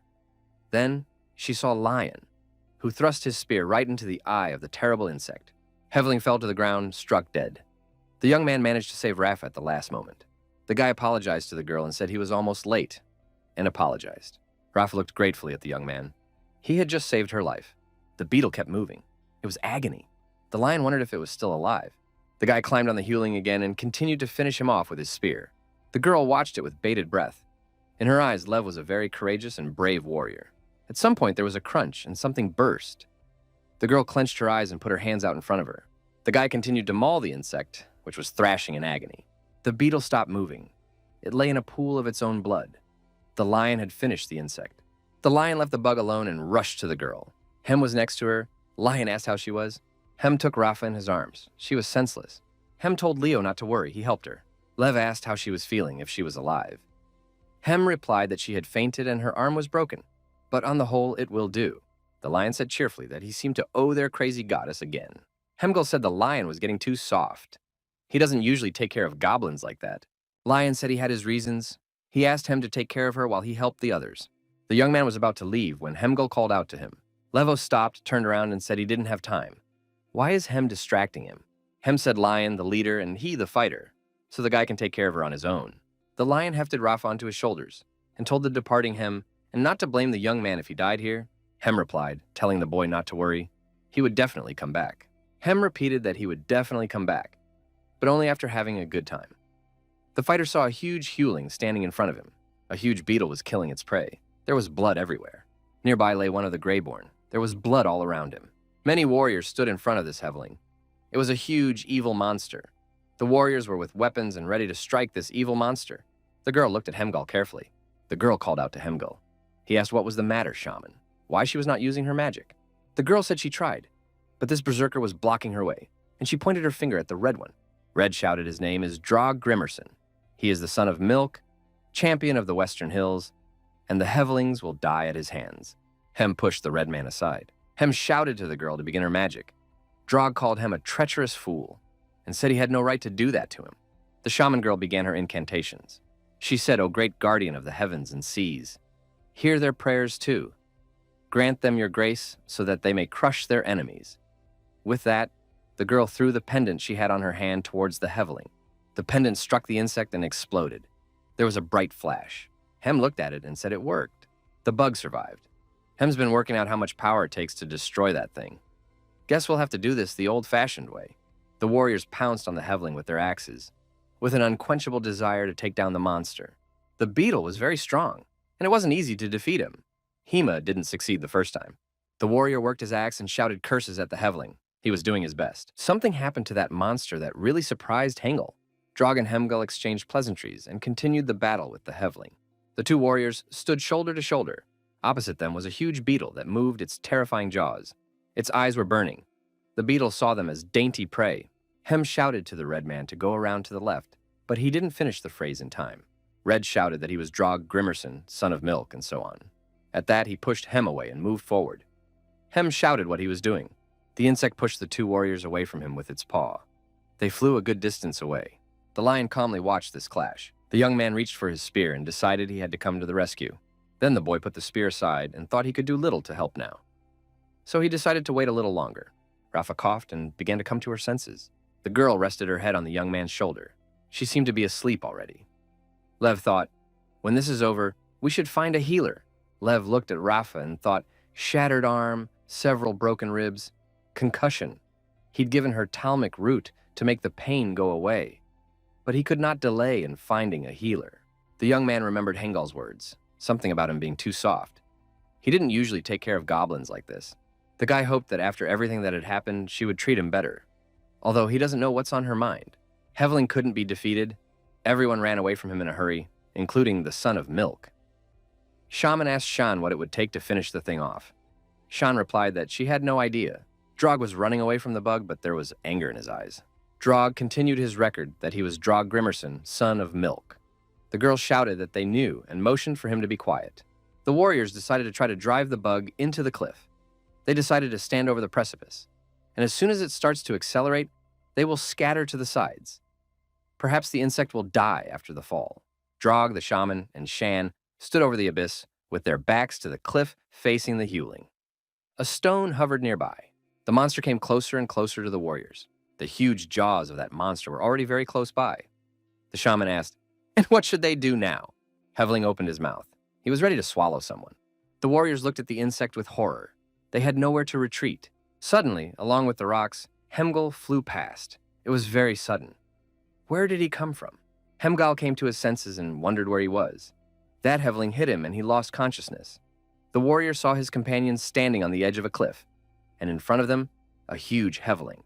Heveling got almost close to his opponents. They stood in close proximity to the cliff. They were in danger on both sides. The situation was hopeless. Hemgal began to think quickly. "We must help our friends immediately. Where's the axe? Where's the axe gone?" The warrior realized he had to improvise, but something had to be done right away. Hem turned his attention to a rock flying by. It might help him, he thought.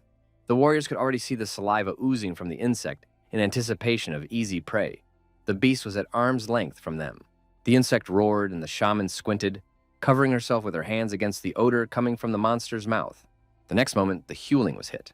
A huge rock landed on his head and crushed it. The girl opened her eyes and saw something she wished she could see but didn't expect it. A dead Heveling lay before the warriors. He had his paws spread out in all directions. On his head was a huge stone that had broken his head. The blood of this terrible insect was everywhere. Just then the red man came to his senses. He grabbed his axe, reminded him what his name was and whose son he was, and started smashing that hewling. Shan said, "I guess the gods must have saved them." The shaman looked up. There was a sound coming from up there. The girl saw Hemgal approaching them, jumping from rock to rock. The girl realized who their savior was and where that stone had come from. Red climbed onto the defeated Heveling, raised his axe upward and shouted, letting him know whose son he was. Everyone saw Leo running up to them, carrying Rafa, who was unconscious on his shoulders. Red pointed his finger at Leo and said, "Look, everyone, the coward has shown up." At the same instant, Red received a powerful back kick from Hemgal. The warrior said angrily for the wretch to watch his tongue. If he cared about his life, that young man and that girl had saved their lives. Shan said it was like that. If it weren't for them, everyone would still be sitting in cocoons until they turned into food. Drog must show the utmost respect. Drog once snapped at Shan and said that she should be in the eastern lands and groveling before the pink-skinned. Shan said that he didn't grovel before anyone. Before that, he was a gladiator. And even before that, he was the Lord of the Seas of Edoros. Red continued to get smart and said that the only lord he had was the invading pinks. Shan said if all decks behave like this one, they will be lords for reds. Drog said a unique thing. He is one of a kind, Drog Grimerson, son of Milk, champion of the Western Hills, the future chief of the Dragma tribe. Would anyone dare challenge him? Shan stopped paying attention to the red man and quickly walked over to Lion, who was holding the girl on his shoulders. The young man asked how she was feeling, if she was all right. Lion said he put a splint on his arm, but it didn't seem to do much good. He asked the shaman for help, but she said she didn't have the strength to heal. Shan said he could help. He has experience in treating broken bones. The lion thanked him for his help and asked what his name was. The young man introduced himself. His name is Shan Kafar. He is the cheese of Kafar Ramun. The young man bandaged his arm very professionally, putting a new splint on it. The lad said he was willing to do him favors, and he called the young man a lion liberator. The young man said he could just be called Leo. Lev asked if it was true that he used to be a sailor. He wouldn't mind hearing stories about his adventures sometime. Shan said he'd tell them when they got out and have a drink. Shan asked if the lion could hear the sounds. Red continued to shout. He declared that these lands would belong to him, and his name would be akin to the names of the gods. Virga told him to shut his mouth. Virga pointed his finger upward and told everyone to look. Everyone paid attention. There was a huge, colorful butterfly flying overhead. It was of incredible size. The lion looked at her and said, "Wow." The body of a defeated hiveling lies on the edge of a cliff. His torso is damaged. The Greyborn's arm emerged from the Huling's torso, and there was a cry. Someone got out of the Huling's body to the outside. He said there must be something here he could use. A man found someone's bag. There was something glowing in it. The guy got excited and said, "Bingo." He was a young man who looked just like the lion. Somebody told him he was still stealing. The guy turned around to see who had called out to him and asked who it was. Herm was sitting on the dead Heveling. He said hello to the young man. Herm stared at the guy and asked, "Is his name Lion?" The lion looked at him and said, "And that's you, Herm. Finally decided to show your face." Herm said that Lion has been active lately. Lev agreed and said that was the reason they were still alive. Lev said he doesn't steal. He's just not used to sitting idle. Herman asked if that meant that Lev had put him to sleep. Lev said yes, to keep him out of the way. After all, there is still a lot of work to be done. Herm said, he knows. After all, they have memories in common. Lev said if Herm knows everything, then why does he complain? Herm said because Lev is dangerous to the people around him. Lev wondered what he was talking about. He wondered if he had forgotten how he had gotten here. A butterfly circles between the rocks. The butterfly has huge claws. It appears to be a predator as well. Virga points his finger somewhere deep inside the cave. The lion looks there too. Many huge Shevelings are approaching the warriors. The lion cries out that danger's coming. Everyone must come together. Everyone starts pushing the body of the dead Heveling to the cliff. The lion orders everyone to get inside. It's disgusting, but it has to be done to survive. The few remaining warriors push the body to the very edge of the cliff. The living Hevelings are close at hand. The body of the dead monster flies off the cliff, all the warriors clinging to it. The Hevelings are too late. The body and the warriors fall down. Hay and Virga are holding onto the shell of a flying insect. That should help them escape and cushion the fall. Lev said he remembered. Herm said they didn't even argue with him. They just did it because they believed in him and his plan. The lion replied, they knew he would make the right decision, so they followed him. There weren't really any other options. Herm said they followed him precisely because of faith. Even Virga believed in him. They know what he's capable of. That's what makes him dangerous. Lev looked at Herm in surprise. What was he trying to say? Lev asked if Herm thinks he's so dangerous. What does he propose to do? Herm has access to his memories, and he knows what will happen if he doesn't get in the way. His people have no future within the walls of these caves. Herm said for the young man to just get them out of there alive, and the rest of his plans were better off abandoned. The lion said, the Greyborn need to become strong, rise to their feet and go forward. Otherwise they will be finished. These people need to learn to control their own destiny, or they will be slaves for the rest of their lives. Lion said he may not have been born a scarecrow, but he will die a scarecrow, and he has no intention of dying a slave. If Herm doesn't like his ways, he can go back to sleep. A scream came from somewhere off to the side. Lion said there was someone there and shone the crystal. The lion began to look to see where the sound was coming from. The sound came from the monster's body. The guy found the girl there. Rafa started to come to her senses. The guy tried to free her. Herm asked, is the girl hurt? She's no worse than before. She is still under the influence of the medicine, and the Heveling's carcass absorbed the blow. Lev wondered why it was just the two of them. Where had everyone else gone? Shadows of Red and Greyborn showed up. Leo pulled Rafa out and sat her down near the wall. The girl was still unconscious. The lion announced that he had found food and water in the other sacks. True, there wasn't much left. There were no signs of life in the neighborhood. Herm asked where everyone had gone. Lion said there are two ways to get out of here, avoiding hitting the huge, deep holes. Or you can go the other way. There are tracks both ways. Herm wondered why they had split up then. What had caused it? Lion shrugged and said he didn't know. But in any case, they would have to choose which way to go now. Lev tried to bring the girl to her senses. Herm assumed that they had split up to explore the area and should be back soon. Then, they should stay here. Lev asked if he heard any sounds. Herm said he hadn't heard anything, and asked where Lion was going. The lion said Maria. Maria, it's you. Herm catches up with Lev, asking what he's doing. Lev says he's going after Maria, and asks him to wait. Herm catches up with Lion and says it's a trap. You shouldn't go there. Leo says he has to, and he won't change his mind. The lion is very dangerous. He remembers slitting the bald man's throat. As the priestess said, he would henceforth be known as the Lion Liberator. He remembers standing at the barricades he set on fire, waiting for his opponent's warriors. Recalls executing his rivals by cutting off his head. The young man thinks he can end it here and now. If he lets him go, he'll be free, they'll be free. How he hugged Gorza and promised that no matter what happened, he would always be her brother, like ordering Volker to hand out drinks to everyone because they deserved it. as he promised to make the world a better place in the future. Promised it to everyone. Herm decided that he was lying. He couldn't trust him. Mary calls the lion to come with her. She asks him to follow her. Leo asks where Brutus is now. Maria looks around and says Brutus is waiting for them. At last they can all be together, and Leo doesn't have to fight anymore. Leonard repeats, no more fighting. Maria, hugging the young man, says that Leo made it through, and it's all over. They had brought him back to her. It was time to rest. Lev says, what about the scarecrows? They need him. Maria tells Leo that she and Brutus need him. Maria and Brutus are his family, not them. Maria says, look, Brutus is waiting for them. Brutus calls for Leo. He asks what he expects. Lev walks hesitantly behind Maria. Maria says she is so glad. She has missed him so much.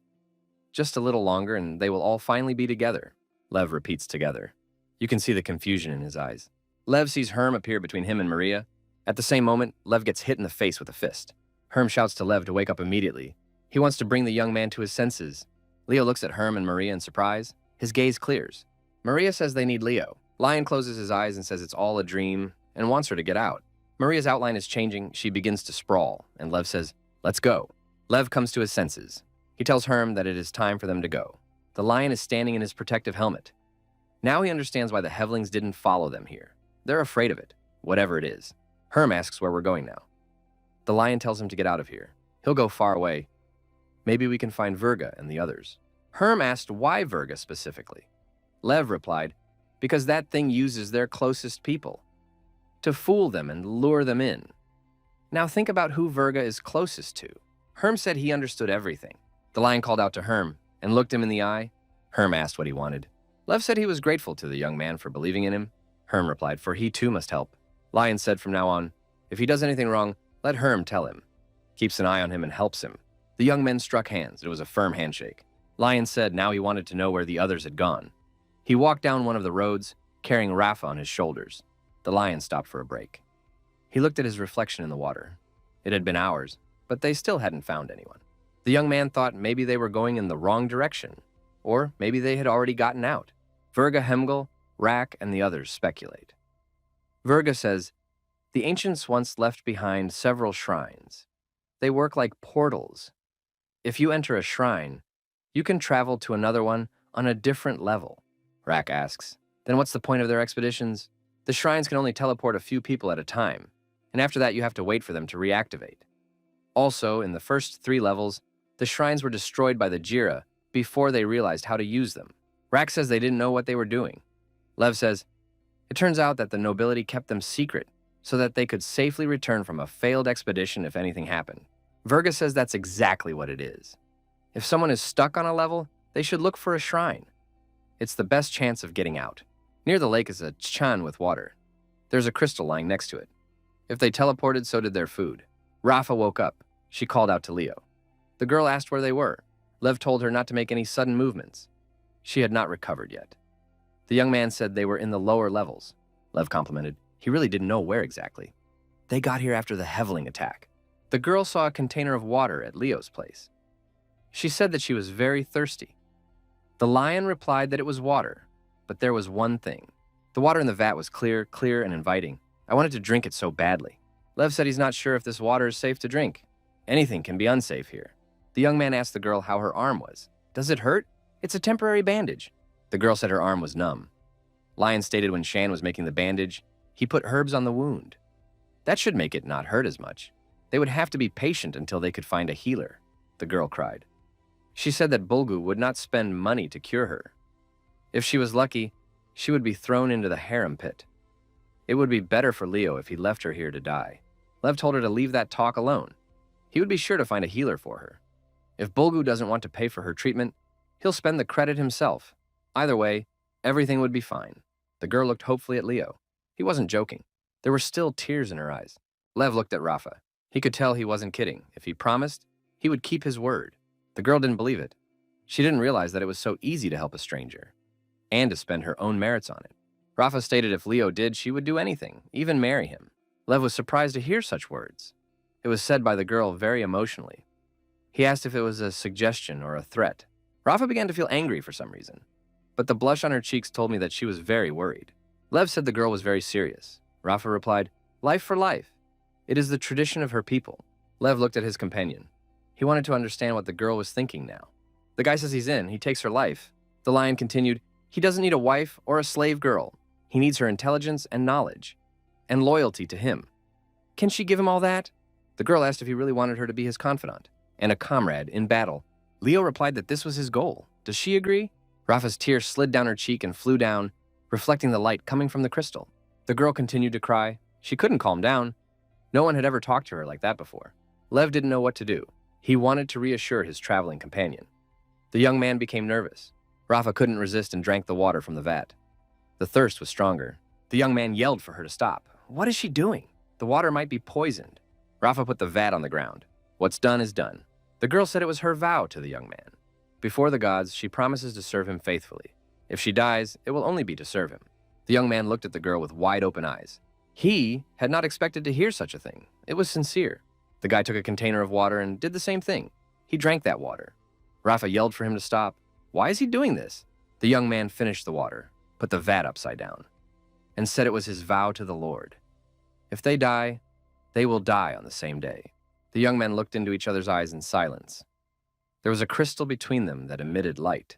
The girl sat silent, her cheeks flooded with her abundant blush. She thought it looked like a wedding ceremony. The young man saw that the girl was blushing and called out to her. Rafa immediately came to her senses. Lev asked how she was feeling. What happened to her this time? It was because she drank the water. The girl hesitated a bit and said she was fine. She was just thinking. The young man said, the water must not be poisoned. Then we must have plenty of it for the journey, and it's time to go on our way. Rafa asked where they would go now. Does the young man know the direction of travel? The guy said he'd try to find the thieves and the food. Maybe they'll find help. The young man angrily added, if they fail, they will take revenge. The young people were walking along the shore of the lake. There was a sparkling crystal at the bottom of the lake. The young men stopped. In front of them lay a dead goblin. He was holding something in his hand. There was a pool of blood around him. Lion and Rafa stopped. The young man crouched down to get a closer look at the body. He said it looked like they weren't alone here after all. Rafa asked what could have happened here. Lev said he doesn't know yet, but he would try to figure it out. The young man looked somewhere in front of him. The boy saw a stone lying nearby. The boy saw a stone lying nearby with some hieroglyphics on it, the meaning of which he didn't understand yet. The young man decided to take a closer look at them. They were 3 signs. He had to try to figure out what they meant. The lion said he would try to figure out what had happened here, and he added that at his command the girl should quickly jump aside. A drop of dark liquid flew near the girl's ear. Her eyes were frightened. She asked in a whisper to Leo, he above them. The young men stood with their eyes down. They didn't move. From above, 2 eyes glowed out of the darkness, directed at them. The lion said that on his command, they would jump to the side. The young man pumped to make the girl jump. There was a tremendous rumble. Something fell from above. Shards of stone flew apart. The girl asked fearfully what it was. The young man looked closely and said what he thought, that it could have been Drog, Cheese, son of milk. When the dust cleared, they saw Drog squatting in the very place where the young men stood. The young man said it wasn't Drog, but what was left of him. The warrior had dark spots instead of eyes, from which blood gushed. Drog said in a low voice that they had called for him, but he had not come. The voice continued. They were offering him perfection. Drog had sprouted thorns on his back. It was a terrible sight. Drog kept telling the young man to join them. Drog grew to an incredible size. Rafa asked if he had always been like this. The lion replied that the creature made him this way. Drog got up and moved towards the warriors. Rafa took the young man's hand. She was frightened. The girl told the lion to run away. The boy stated that he was not running away from danger, and he wasn't planning to now. The girl, seeing the young man's serious intentions, shouted that he was crazy. Drog continued to approach the young men. He told Leo to join them, and then he would know tranquility. Suddenly, something from above fell right on top of Drog. The young man grabbed the girl and said that they must now run away urgently. Rafa shouted what was happening. The firewood ignited at the same moment. The fire spread all over his body. He was like a huge torch. Drog screamed and began twitching his arms and legs, his entire body engulfed in flames. After running a safe distance, the young men stopped. They watched the red light burn out. The girl asked how Lev knew. The guy answered, when they were examining the body, he saw a scarecrow hunting sign nearby, which means ambush, and purposely stayed still so they would hit the target accurately. Out of the shadows came Virga and the others. The warrior said that the lion had made a wonderful bait. Virga continued, though he questioned whether or not he should leave the sign, though he realizes that it was still a wise decision. Virga regretted that battles with monsters were not difficult now. Their vulnerability to fire gives them an advantage. Lev asked if there were many. Virga replied that it was the last one they knew. They were attacked as soon as they reached the bottom of the abyss. Virga continued, they were fleeing until they learned how to fight monsters. The lion thanked them for leaving him behind. Virga replied they had no idea where the lion was, and that was strategically sound. Lev replied that he had no doubt that this was the case. Not surprisingly, Virga was unaffected. Lion saw Hem's bag in Hem's hand. He said it was his. Hem agreed, but said it was missing a couple of flasks. The young man looked into his satchel and said that the flasks must have gone to a good cause. Hem stated that they were indeed glad to find the young man. Lev replied that Hem was not very convincing. It was probably only because he was still alive. And he asked Hem what happened. Hem and Virga looked at each other in silence. The lion realized that something had indeed happened. The young men looked around. There were some images on the walls. The shaman said they found this while they were looking for the shrine. Rafa declared that it was amazing. The girl looked around. She was shocked. She hadn't expected to see such a thing here. Rafa saw that there were a lot of rock paintings. The drawings showed the Reborn riding the Hevelings and fighting the goblins. The shaman said it surprised her too. Scarecrows and Hevelings fought together against goblins. How was that even possible? Chance said that art is subject to many forms. Perhaps these are someone's dreams. The lion asked Hemgil if they had found the sanctuary. The warrior replied that they did not know. There were many more mysteries ahead of them. Hem pointed Lion to the wall drawings and said they were hoping maybe the young man could help them. Huge golden doors appeared in front of the warriors. They led to another room. Leo and Rafa were amazed at what they saw. The young man asked if they had studied these doors. Virga said they looked all around, but they couldn't get it open. There must be some kind of opening mechanism. The lion stared at the structure. An idea occurred to him. The boy touched the doors with his fingers. Gleb found himself in the dark. He could not understand where he was. He wondered what it was, where he was. A huge giant with glowing eyes appeared before the young man. Leonard Aaron van der Stein. I've been waiting for you, he said. The expedition continues on its way. The gray carries the chair on which Bulgu is reclining. The warriors are armed. The area is strangely lit. The warriors walk in silence. Their faces are focused. The expedition is moving towards its goal. One of the goblins is fetching the rest of the water from a container. Someone shouts to him to leave some water for him. The goblins are talking to each other. One says he drank it all. It was the last flask of water. The other suggested he borrow some from the boss. The goblin said that the boss is the one to blame for everything. There's a shrine on every level. Why do they have to go back on foot? His interlocutor contradicted him, if he were. Bulgu, would he want to return to his father empty-handed? We need to collect as many glowing crystals as possible. The goblin was hungry. He asked if the boss could use the shrine to get them food. It was his fault they were left without supplies during the attack. The interlocutor said they are back to the point that Bulg needs money to pay his debts when he returns home. The boss doesn't care what happens to them. Otherwise, he would have provided them with water and cooking oil long ago. The goblin wondered if the Greys still had supplies. The interlocutor said that at least some of them did. The goblins watched the Greys eat the food, but they decided that their lives were far more important than the lives of the Greyborn. After all, they are shamans. The expedition will die without them. The goblins said that the Greyborn owe the goblins everything. We should force them to give them their supplies, and if they didn't agree, we should show them who was in charge. Before the goblins could speak, someone behind them grabbed them by the neck with both hands. The young men were startled. It was Cancer. The guys backtracked and said they didn't mean anything by it. Rack continued, they know what, they need Heveling bait. And I think he found a couple of them just now. The goblins were frightened and cried and said they would not do it again. They said it out of hunger. But they didn't mean anything by it. Folker said that Rack had better let them go. If the goblins found out, they could be in trouble. One of the goblins said it was better to let them go. Otherwise, Rack might be in trouble. The goblin liked that argument. Rack thought for a moment and let these young men go. He didn't want any trouble. Rack took away the goblins' amulets. He said they couldn't use magic without it. If they behave well in the future, maybe he will give them back to them. The warrior looked threateningly at these goblins. They had lost the will to argue with this commander of the Greyborn. Rack let those goblins go, turned to Volker and said, he came to agree to his offer. Volker replied that they could not join Rack's unit. This is his final decision. Rack said that even their own supplies were running low. The other squads had long since run out. Now was not the time to be heroic alone. Volker repeated, they can't. They have to wait. They have their commander. Rack says he wants Hemgal back too, but he gave his life to save Rack, just as Lion gave his to save Volker's. May their sacrifices not be in vain. Volker lowered his eyes and apologized. He doesn't change his mind. Rack said it was his choice.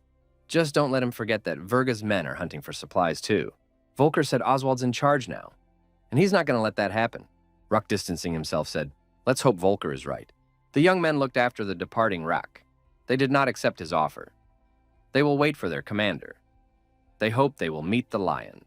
The expedition continued onward. It was getting harder and harder to move. Many had run out of supplies. Water was running out. The warrior girl stopped and looked ahead. She had made a new decision. The girl said goodbye to her fellow expedition members. Further, she continued to move on her own. The girl moved across the field along the path alone. The unknown awaited her. At last, the girl warrior saw a rock in the field on which a lone Volker sat. The girl approached the young man. The boy, without turning around, asked how the patrol was. The girl replied that they had seen more deserters than Hewlings. Volker said sadly that he too would like to escape, but that is not possible now. The girl asked, and what would the lion have to say about that? Volker replied that Lev would have understood him. Lev always said that one should act reasonably. The girl said that Lev made Volker his right-hand man for certain reasons.